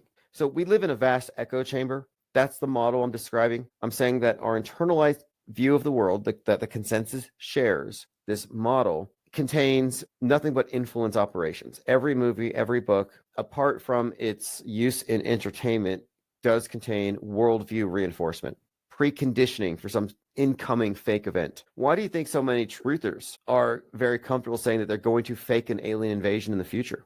Well, it's because we've been inundated with stuff for so long. Okay, so we talked about this one, Sinners, directed by Ryan Coogler, 2025 supernatural horror film set in the 1930s Mississippi that uses the vampire mythos as a vehicle for exploring complex racial and historical themes. And the significance there has a lot to do with Jordan, Michael B. Jordan, and Jordan Peele, and this use of movies to comment on real events. The fact that Nope was inspired by the George Floyd event is interesting for a couple of reasons. One, the event was fake. So are you telling me that a psyop inspired this movie? I mean, it's not unbelievable, but I think it's interesting because when you look deeper, it would actually seem that these movies that tie into the psyops are created consciously with the knowing participation of the directors. Like Leave the World Behind, for example. The guy who wrote the book smirked when he was told, or they were talking about how his book was prescient because the book predicted 2020. You can find the articles on this, but the movie itself was often pointed to as having predicted a lot of what followed after it. But the fact that President Obama produced it is a slam dunk that this is truly man-directed synchronization with entertainment and news. You can't blame it on the universe because if anybody's in on the big PSYOP entertainment complex, it's the presidents. You can't be this high in politics and not know how things work on some level. I mean, sure, they're compartmentalized, but you can rule out being out of the inner circle on these things with a lot of these events quite easily. So here's an article that recently came out, WrestleMania Presidency, how professional wrestling explains Donald Trump's Washington. Now, this is interesting. Vince McMahon was quick to realize Trump's skills could be put to use in the political arena. He said, quote, Donald Trump might very well be a great president of the United States. This is back in 2013 when Trump was inducted into the Hall of Fame, the WWE Hall of Fame. It says, was this prescient or just kayfabe in practice? Trump lives and dies by kayfabe, where friend and foe alike never seem to know what's real and what's for show. Just ask Republicans explaining themselves in a circle on every recent tariff move. Perhaps the person to only more fully embody kayfabe is wrestling impresario Vince McMahon himself. McMahon and his wife, Linda, have been significant financial supporters of Trump's political career. Linda McMahon served as Trump's first small business association head, and now is his Secretary of Education. So this connection between Trump and wrestling is fascinating for a few reasons. Trump's connection with wrestling goes way back, but the Hall of Fame thing is also fascinating when you look at how Trump was at the RNC with a bandage on his ear when fellow Hall of Famer Hulk Hogan was on the stage comparing the assassination attempt to Hulkamania. He said, At Hulkamania, I was on stage bleeding on my head looking down at Donald Trump, and then I won Hulkamania. And then he compares it to Trump on the stage bleeding, looking down, and he goes on to win Trumpamania.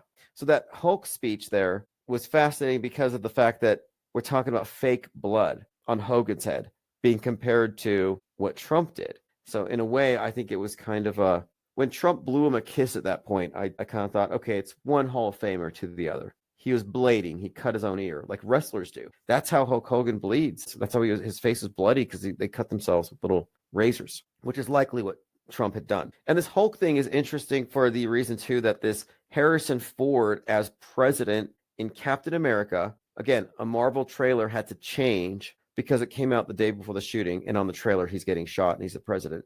Well, he becomes the Red Hulk. So that you have the shooting connection, and now you've got the president Red Hulk, which makes me think MAGA, like full-blown extremist MAGA, Trump in his final form.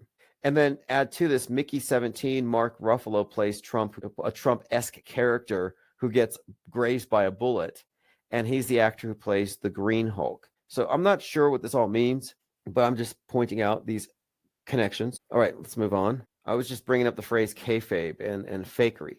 I mean, fakery is intrinsic to wrestling entertainment, and we're supposed to think that it's not intrinsic to politics or news. I looked into it. Kate Perry released an album, and she's about to go on tour. I noticed how she was talking about her higher self and her inner space journey, but her album, which just came out, is 33 minutes long. Someone, I think it was Russian Vids, has a video, or Ukraine Vids, he updated it. He pointed out in his video here that the mission said 3 on the screen, and light this candle before she goes up. And I checked, her album's called Woman's World, which if you really want to read into it, WW33, 33 minutes long. So there's a lot there if you want to unpack, if you want to go into the weeds with the symbolism. I don't think it's a coincidence. They say to escape this earth, you have to go the escape velocity, 7 times the speed of sound. No, 33 times the speed of sound. So Mach 33. We already talked about how Jaron sees the curve, no big deal, but this came across one of my comment sections. Sudden case of red pilling, 2664. He says, listen to Flat Earth Dave's interview with Bruce McGuire a few weeks ago. He said the last time he heard from Jaron, he texted a group of them and said, quote, no need to talk. I got myself into something and I don't know what to do. So according to David Weiss, and I haven't checked out this interview yet, he's suggesting, insinuating that Jaron's compromised. But then he also said that they bought Patty Steer a house and a car or something to get them to go flat or to go ball. Okay, let's see what else we've got here. Going through my notes. Let's go on over to my X feed. I've been having such a more pleasant experience on X ever since I started blocking the word chemtrails. Like the chemtrail engagement farmers are just the worst. I mean, really, it's like the fentanyl of the conspiracy candy. You know, people are into conspiracies, but they're given the stuff that's just so mind-numbingly dumb and debunked. And they're outraged at cirrus clouds and can't be bothered to entertain the hypothetical they might be wrong and to look into the predictability of contrails and try to reconcile that with the unpredictability of so-called chemical trails. All right, moving on. We talked about Austin Metcalf, Wiz Khalifa. So look at this. This is a typical take from what you consider to be an alternative media type. So this alternative media guy, he's on the left, so he's more woke, but he's willing to call this fake. He circles an image of Trump's ear and he says 2 people died for this stunt. So he's right and he's wrong. This is why I say you cannot bother trying to debate with or try to convert wokesters or even normies, because they can't be right. You can't have the right answers if you're still framing your answers within the big box with all of its built-in presuppositions. So in this case, they assume the media is objectively reporting. Like, so CNN's guy is recording, you got Fox, they're just recording and we're watching and stuff is happening. No, they're not recording, they're producing, they're manipulating, they're lying. You know, lying and talking look the same, but they have different effects. And in this case, they're visually lying to us. This was a magic trick. You know, you go to a magic show and the magician on the stage does some little trick and his thumb comes off and everybody's just wowed by it. Yeah, it's just a trick. You can't tell it's fake from where you're sitting. In this case, without any additional context, you wouldn't know how it's faked. And most people don't have the expanded context. Their nose is pressed up against the screen. They don't suspend judgment, and their judgment is not informed by years of media analysis from a skeptical perspective. So we have an unfair advantage. That's why we don't fall for everything like a bunch of dupes. So in this case, James Tate is a dupe. He's correct that it was a stunt. But why does he stick with the idea that 2 people died? Because his built-in frame of reference is that media tells the truth. The camera is not lying. It doesn't occur to them that it could be fake, because to do so would require an entire reframe. Because now both sides of the media are collaborating in a hoax. And you can't go there if you're in the political horseshoe. If you lean right, lean left, you're not going to be able to come up with the right responses. You might say, yeah, that's fake, but you won't arrive at the entirety of it. And it makes a big difference. But this is a common take. They're saying, yeah, he faked it, but some people died. So they can't go all the way. It's that whole thing where the scale of the fakery escapes them, so they'll never get the big picture. But the big picture is, yes, that was faked, but the shooter didn't die either. The fireman didn't die. But you have to follow this. Like, if they faked it, then what?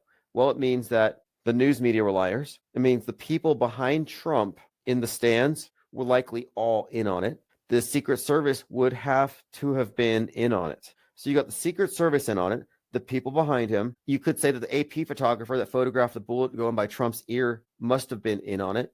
That picture had to have been fake. He photographed the bullet. What kind of camera? What was the shutter speed? Why would you have such a camera? I mean, that's an impossibility. But that's the same photographer who photographed the Secret Service agent whispering into George Bush's ear on night. So think about the symbolism there too. The ear, whispering in the ear, bullet by the ear, same photographer. There's a esoteric meaning to it, I think, here. But without even getting into that, same photographer, previous PSYOP. These are close sets. If you're part of the production company, production crew, the PSYOP entertainment complex, you're creating propaganda. We're talking about propagandists, AP, Associated Propagandists. But anyway, James Tate on the left can't see the big picture. He can't see the forest for the tree. He's missing the forest for the trees because he's seeing this as a stunt taking place against a backdrop of stuff that's real, like a hoax. No, it's not a hoax. It's a psychological operation. It's a influence operation that, in addition to including Secret Service and the media present and the people behind him, this means unequivocally that Donald Trump, President Donald Trump, is a crisis actor. That means this. That is something the MAGAs can't take. The MAGAs can't go that far because this would imply that their guy's a liar and they're all fools. And when he kissed the helmet of the fireman, he knew it was bullshit just to program the weak-minded people. This would also mean if the fireman didn't die, then his family are a bunch of liars. The funeral home, the funeral services, all a ruse, a hoax, a farce. So if you follow this, just the logic here, the scale of the fakery is so much bigger than he did it to score some political points and win an election. No, this is a history-shaping PSYOP. They make history, and they're not making it up as they go. I would argue that the dozens of examples of predictive programming leading up to it that had us talking about it the day it happened, before it happened, presupposes that this was not random. This was planned before he was elected, even on the first term. If you want to look back at the body of programming leading us to this, this is something that is written into this character, and it's not random, and there's still more to it. So looking at the media as a mirror of what's really happening and looking to the past as a predictive model, you can arrive at certain certainties. You can find certain things that are pretty much guaranteed to happen. I recall after watching a few movies and seeing certain patterns, when I binge watched everything sci-fi on Netflix, I said, watch, space junk is next, stuff falling from space, becoming commonplace and normalized. And that has happened to the point where the FAA and others have talked about this. We have to divert flights because of space junk sightings. But this stuff all happened after first being heavily inundated into entertainment and news and video games. They get you to believe stuff in advance. And this is actually a certain type of marketing or manipulation, suggestibility. It's how the Mandela effect works. It's about creating a context. So the Mandela effect creates false memories or informs your frame of reference in such a way that you believe something very readily. An example is there was a video I had shown more than once, of a psychiatrist talking about how she had a poster on her wall from Disneyland, but this poster had been tampered with. She added Warner Brothers characters that would never be seen in Disneyland. And one of her tests here was just to show how you can unconsciously influence somebody by putting things into their frame of reference that aren't really there, that shouldn't be there, and that this will inform their memories. So in this example, she would ask people about their trips to Disneyland, and she would be able to ask them, well, did you see Bugs Bunny? And they say, yeah. Can you describe him? Yeah, big fluffy tail, big plush carrot. And they would describe Bugs Bunny. Bugs Bunny's never been in Disneyland, but the poster behind her had Bugs Bunny in Disneyland. So the person manufactured a memory based upon a real memory, but this memory has been tampered with. That's how Mandela effect works. It's called the misinformation effect. The misinformation effect is well understood, well documented. The Innocence Project has documented countless examples of individuals being wrongfully convicted because of faulty eyewitness testimony, where the testimony was informed or misinformed by the interrogators, by the police, by the investigators. So the framing of questions influences the types of memories you recollect, or it's called retroactive interference. So there's no difference between the phenomenon of the misinformation effect, the Mandela effect, and the suggestibility that someone is, I guess, living with whenever they're absorbed with entertainment. It's just they're putting things in your head. Another example of this is the will to believe, your cognitive bias, your prejudices that also dictate how you interpret things. This is why right-wingers are so quick now to blame everything on DEI. It's been put out there. It's been put in the frame of reference. Oh, helicopter crash, DEI. Plane crash, president gets shot, DEI. Women go to space and it's fake, DEI. So it's consistent, and you can just look at real-time influence operations in the form of movies. But another example of this, I heard this anecdote of this couple that went out into the woods. They went camping, and one of them believed in Bigfoot, the other did not. They all heard noise at night in the woods, and one person said it was Sasquatch. The other person said it was raccoons. Well, who was correct? Well, obviously the raccoon. The person who said the raccoons were making the noise is correct. Or it was a deer, or it was another hiker. But we can rule out Bigfoot. Why? Because Bigfoot has never been demonstrated to exist. It never should have been placed in the frame of reference. If you have a multiple choice, what did you hear in the woods last night? A, B, C, D, squirrel, deer, another camper, or Bigfoot. It's an invalid question. D is non sequitur. It shouldn't be in the realm of possibility. But to a believer, it's there. So in the believer's simulation that they've internalized in their version of the world, in their map, Bigfoot's a possibility.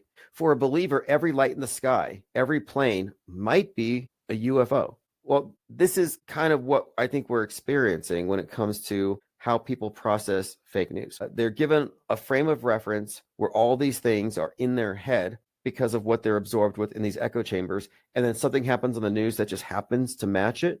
And it seems like a foregone conclusion. German Anarchist 2 says, is this the Diddy party? I don't know what you mean, but Ye was defending Diddy, and recently Ye came out with some very disturbing stuff. Well, I don't know if it's disturbing or if it's just too much information. Yeah, actually, it's both. But yeah, he put out the song called Cousins, and I don't know what his deal is. Is he trying to jump the shark as a marketing strategy? I mean, he's not going to endear himself to his audiences by continually destroying his image or just going for extreme shock. But this last bit might have been a step too far, but I don't know. I mean, he's represented by Milo's talent agency, and Milo kind of had a falling off of the world stage and lost in popularity after saying something very similar. But the Ye character has been intriguing for a few reasons. I was talking about the significance of his 2013 song, Black Skinhead, and how it seemed to predict the trajectory that his character would be taking. And then when he started doing these very elaborate record releases like Dawn Day and Dawn Day 2, where he comes out burning out of that house, we were looking very closely at the subtext of it. Very interesting stuff. Van Gogh says, I can't tell anyone I used to like his music anymore. It's too embarrassing. I never really listened to him, but I looked at his association with Candace Owens, White Lives Matter, this black skinhead thing, and this picture began to emerge. And I think it's all contrived. I don't know, though, how loose of a cannon he is, or is he an insider? I got these doubts. Sometimes I wonder if he might not really be in a Truman Show, totally handled.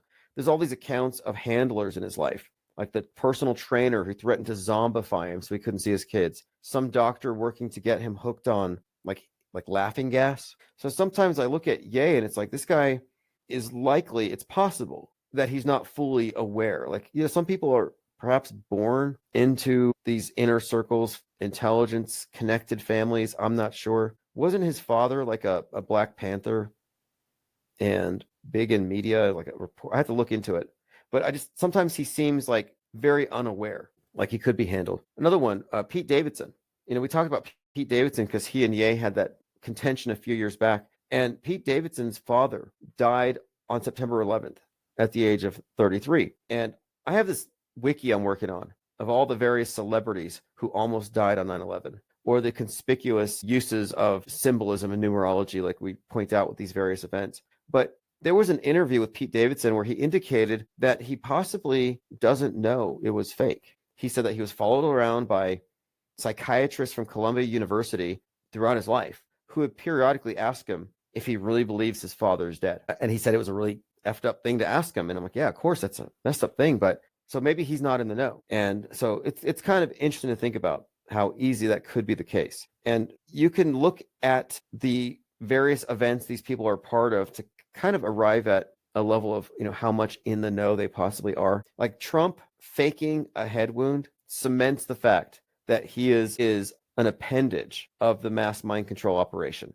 He's not fighting against the system. And some people think Musk he's a savior. He's saving the West. He's saving free speech. That's risible. That's ridiculous. Copaesthetic says, Candace Owens attacked Jordan Peterson over his recent Joe Rogan interview. Not a coincidence, I think. I'll have to take a look. Candace Owens seems to be filling a certain niche where they used to be accepted in media, and now they have street cred because they got kicked out for being too truthy. And then they say really wild and outrageous stuff and contaminate the field for serious discourse. Remember, David Icke was a respected sports commentator. He was in the Green Party. And then he suddenly went conspiratorial and started talking about New Age stuff. He was a son of God. And then later he got into reptilians. And he was really ridiculed and mocked by mass media because of his conspiracies that he got into.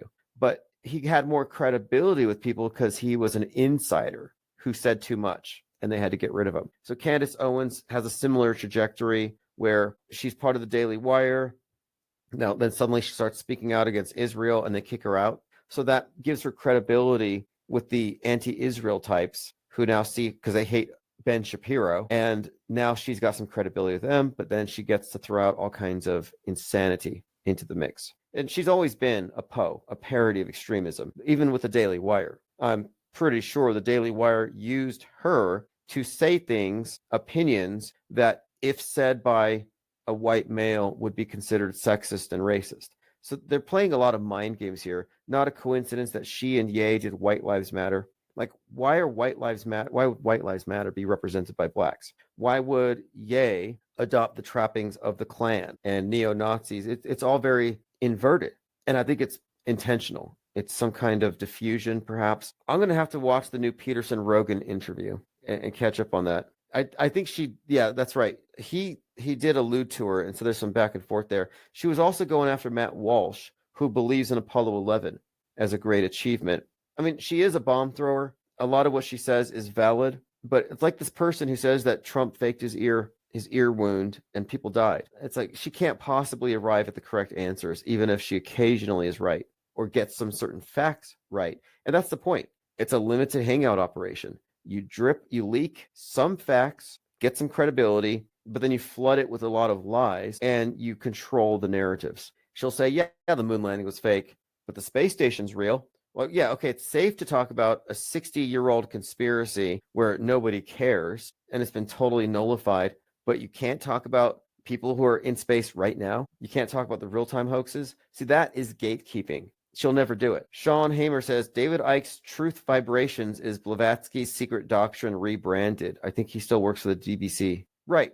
Well, that's another thing, too. Icke is one of those individuals who would point to a big event like a 9/11, and he would say, oh, this was a mass blood sacrifice to the reptilians, or the school shooters were MK Ultra mind-controlled assassins. And this type of thinking hides the fakery. This is classic textbook MSM+. Some people are going to detect bullshit.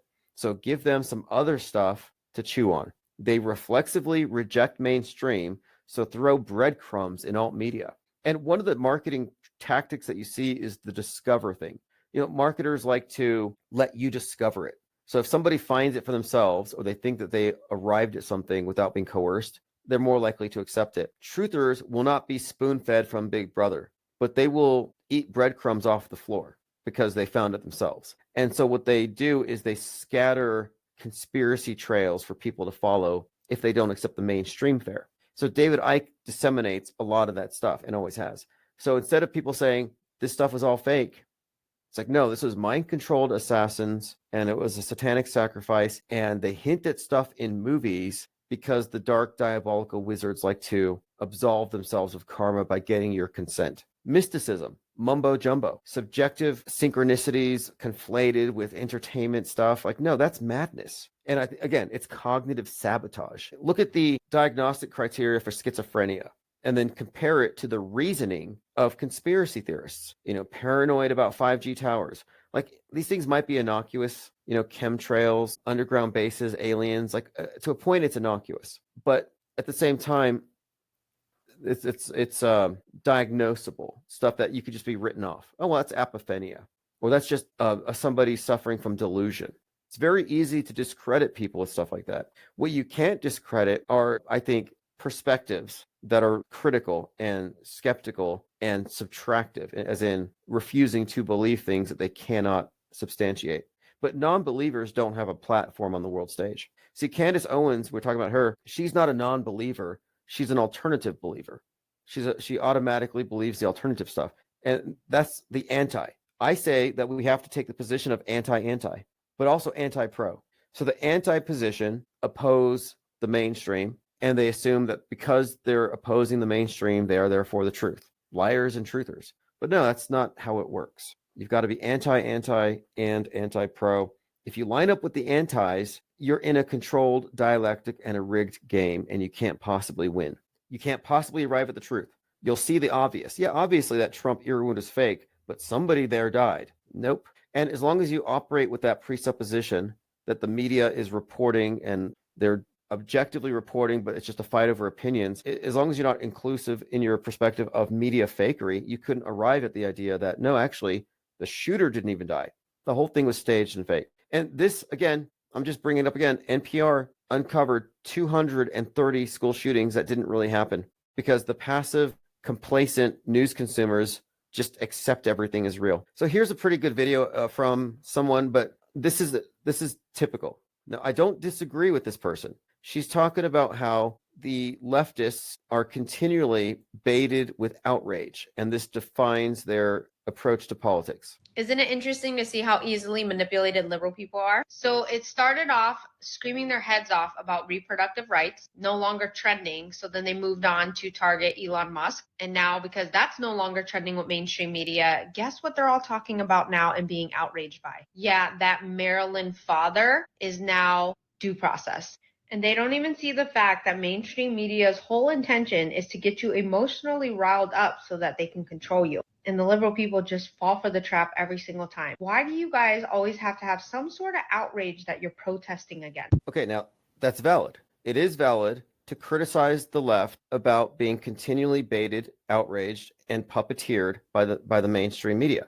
That's true. But what this person doesn't recognize, because they're in the political horseshoe, is that alternative media similarly baits their own side, generates outrage after outrage, and keeps them plugged in just as much. It's a bifurcated system, left and right, so it's alt woke and woke. I call it right-wing wokeism or alternative woke. It's quite literally the same thing. Okay, so here's the Jordan Peterson thing. I'll have to listen to this later. I guess he called her a psychopath, which you can't really diagnose people long distance over the internet like that. Candace Owens, by the way, in my opinion, she's a parody of extremism. She's paid to spout these things. She doesn't believe this stuff. And I don't know the full extent of it, but I know she was somewhat involved in the final experiment with Antarctica, or her producer was, which is like, to me, that's kind of strange that she still espouses skepticism about NASA and stuff, but we'll see. There's a documentary coming out soon, I believe, about the trip to Antarctica. All right, I'm just scrolling through my notes. The Pope died. Of Klaus Schwab steps down, both 88. Maybe it's interesting. This article, this news agency here says the Pope had horrific visions of demons trying to drag him to hell, says the Vatican. I don't know if this is real or not. As a portal to hell opened up at the... Okay, portal to hell opened up. I don't know if that's true. I kind of doubt it. I'm even skeptical about the exact death date. We have climate activists being arrested for vandalizing Tesla. I'm only pointing this out because there's a connection between the class warfare and environmentalism. There's an overlap here. And they use environmentalism to advance a political agenda that's really about reshaping our economy and all this stuff. But the thing that the right misses, and this is clever on behalf of the programmers, is that the space program is synonymous with environmentalism, with the green agenda and climate activism, and the same goals. So the idea that Musk is somehow on the side of freedom and saving the West and all that, no, not really. He's on Team Greta. The space program is how they sell this idea and this ideology to people who love freedom, so that they gradually come to accept that freedom eventually leads to Mars bases where you can't go anywhere, can't have any property with you from Earth, and it's a closed system where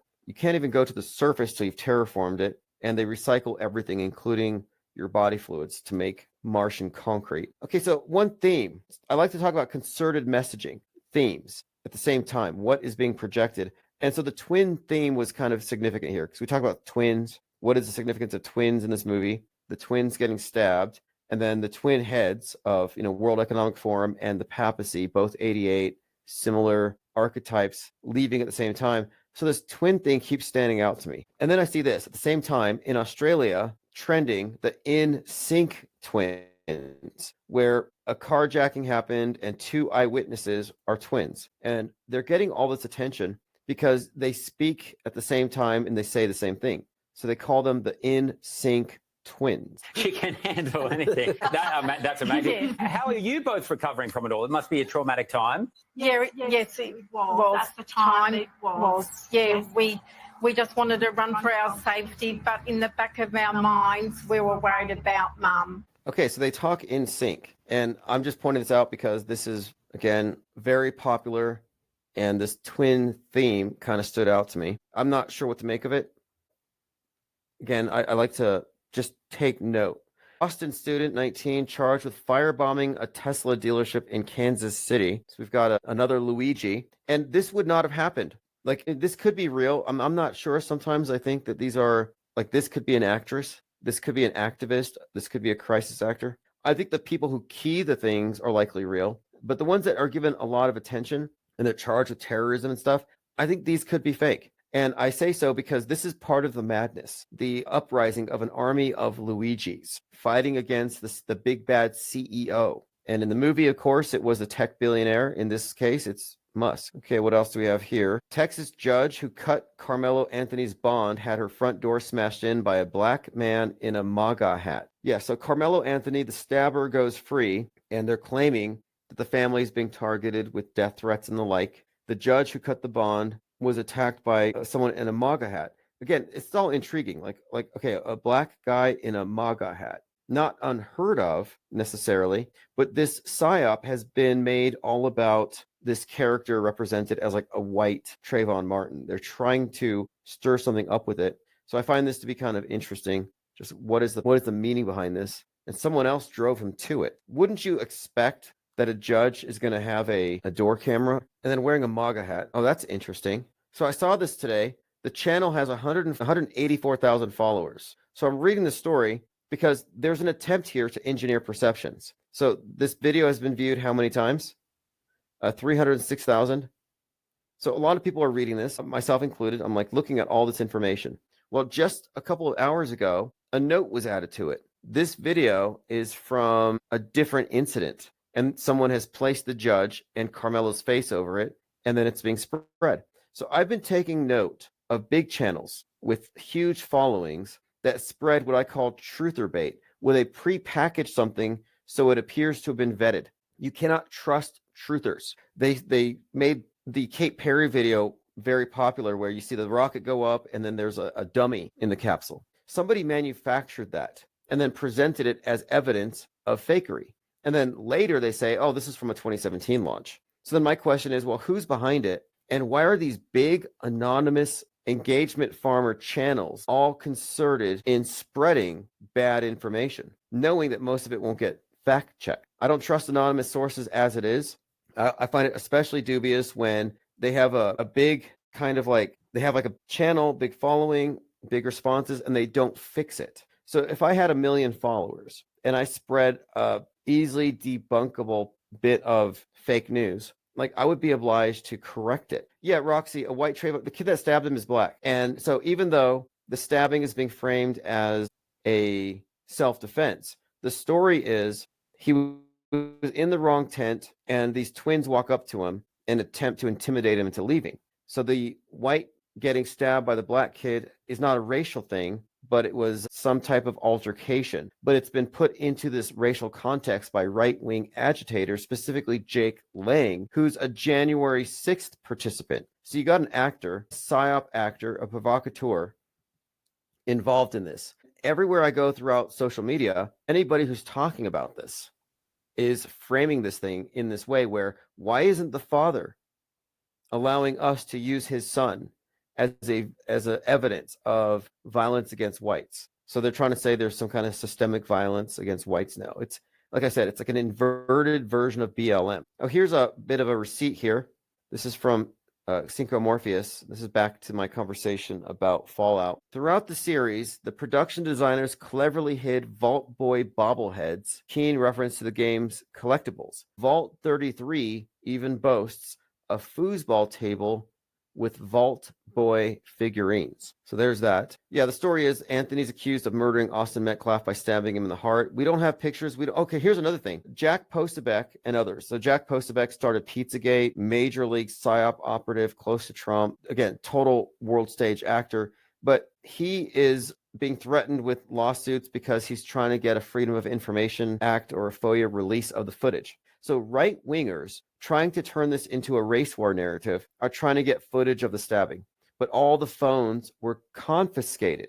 We're being told that the phones of all the students who saw it were confiscated. So the footage isn't being revealed. So now you have, again, the father is on the side of trying to reconcile with the killer. Meanwhile, making a ton of money with his GoFundMe, and he's not allowing his kid to be turned into a martyr. So that's kind of the story with that. It's still evolving, but knowing it's such a big story, and observing how much it's being hyped up, I presumed that Sinners would play into it. And I would say I was vindicated. So again, this is Jake Lang, just for full context. This is the individual trying to, and this is on camera, trying to recruit the father into it.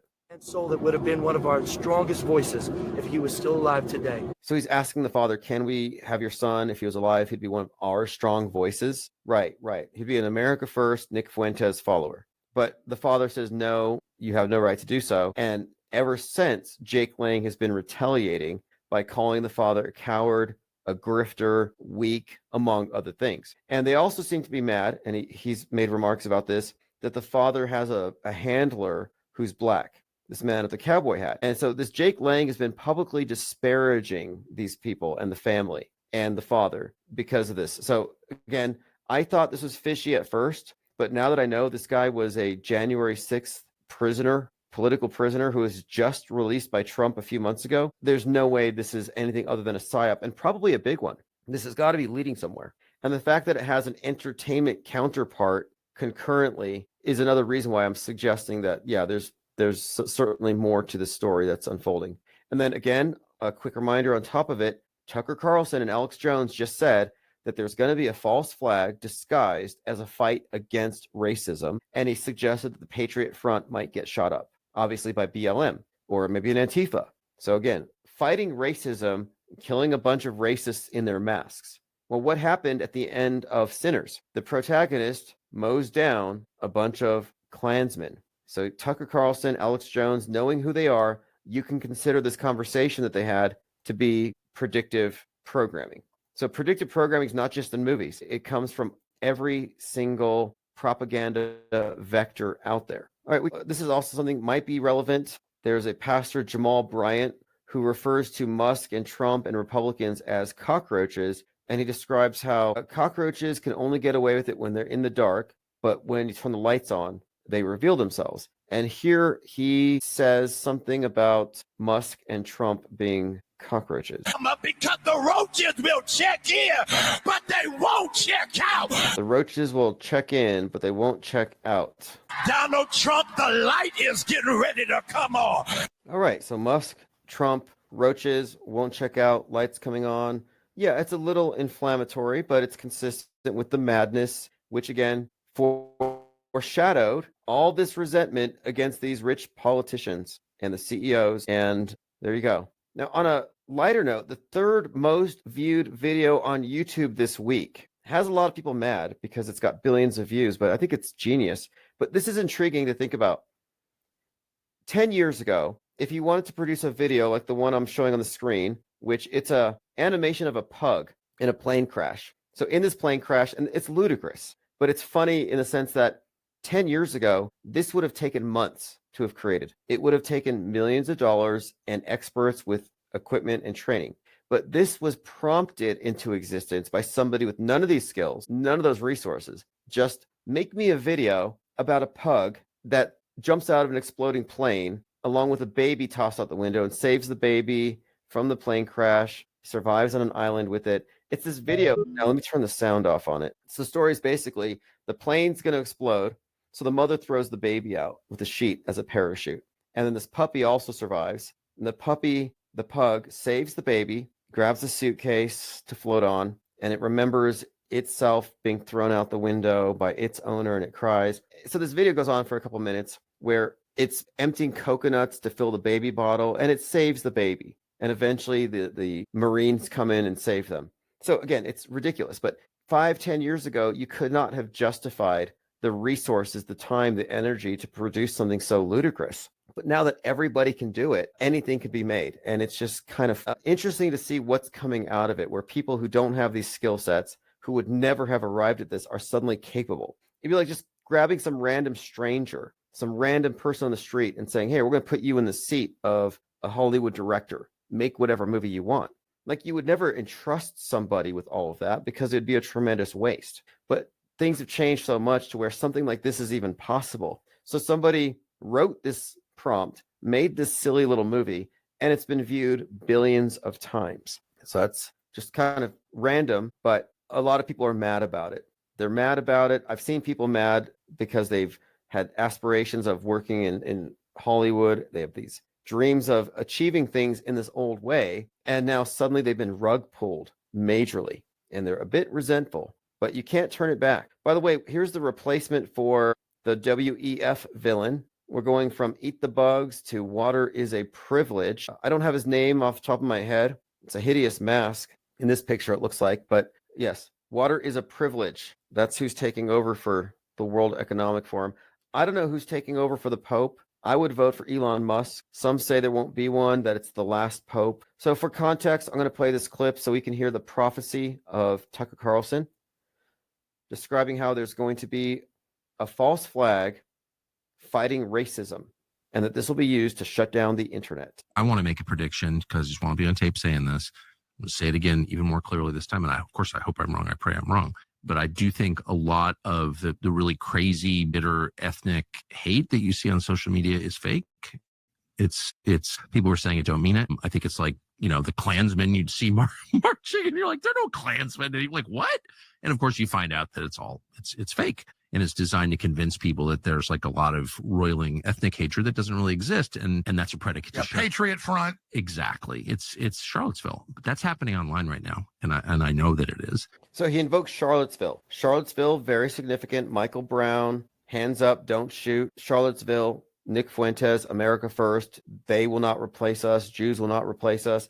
A lot of the newer far-right white nationalism, Patriot Front, it all has its origin there at Charlottesville, which is something of a response to the BLM. So what he's bringing up here, in my opinion, this isn't him just making a random guess, but I think he's informed. And note that they're calling it a false flag in advance. And the last conversation, the last one was about the false flag prediction for 9/11. Now, false flags never happen. There's never been a false flag. It's a fallacy. False flag presumes the events are real. It's a built-in assumption. So what I'm saying here is that my take on the big picture, based on the psyops in play and the movie environment and the political agitation is that there's going to be a fake event, not a false flag. And it might be the equivalent of a bunch of Klansmen getting mowed down, or Patriot Front, or the equivalent. And that's exactly what they're predicting. And I think that at some point, I pray I'm wrong, but there's going to be an act of violence, ethnic-inspired violence, of hate-inspired violence, actual hate, like killing people. And I really hope I'm wrong, but I feel like this is real, and that event will be used to shut down free speech. Now, of course, we can trust him and his feelings. This was a guy who survived an attack by an alien, and he has scars to prove it, but he won't show us the scars. But what makes him say such a thing with such specificity and confidence? I'm suggesting that he wants to be recognized as prescient, like Alex Jones. So he's got Alex Jones here, and he's making a prediction publicly that there's going to be an attack against white supremacists very soon, and it's going to be used to shut down free speech. Well, yeah, absolutely. Absolutely. That's the whole idea behind Disease X and the madness, that free speech is the cause of all of this. On social media. 100. Because that is the threat. And you saw it with TikTok, like, oh, we need to ban TikTok because China owns it. No, nothing to do with China. It had everything to do with opinions that the people in charge didn't like being expressed there. And it's like, we're just going to, and the Congress went along with it. But if there's an act of violence and innocents are murdered, and I pray that doesn't happen because I hate that above all, but it has happened, and I feel like it could happen again. And people say, and a lot of good people will go along with it, just like they went along with the censorship of you and the destruction of your life, because they were told, like, he's bad. He had something to do with murdering children. And then people just shut down. They're like, yeah, he's right about this. And I think this is the whole point. I think the real purpose of Musk purchasing X, or Twitter turning it to X, is to set the stage for Disease X, to set the stage for the pretext, the justification for censorship that everyone is going to go along with. Anyway, thanks for hanging out tonight. I apologize for the audio issues we had. I will probably cut those out. I will do my best. But in the meantime, I'll be in the Discord server working on it so we can get active again there. And we're very active in Gilded. And if you don't go to Gilded, or you don't have time, because I realize a lot of people don't, I started this new thing, which you'll get in the newsletter, where I use a bot to scrape all the comments, and it gives us a summary, a breakdown with quotes of the various things that we're talking about. And I like the format that it gives me, and it allows me to take 12 hours of content and distill it into a single page. So anybody who sees that might say, well, I want to participate in this particular thread or this conversation or line of inquiry. So there's that to look forward to. Anyway, thanks for joining. This is the coloring book. I put a link below for Auto Hoaxit, Meditations on Media Fakery. And this is a Full Red Pill by Shill Scanner. Have a great evening.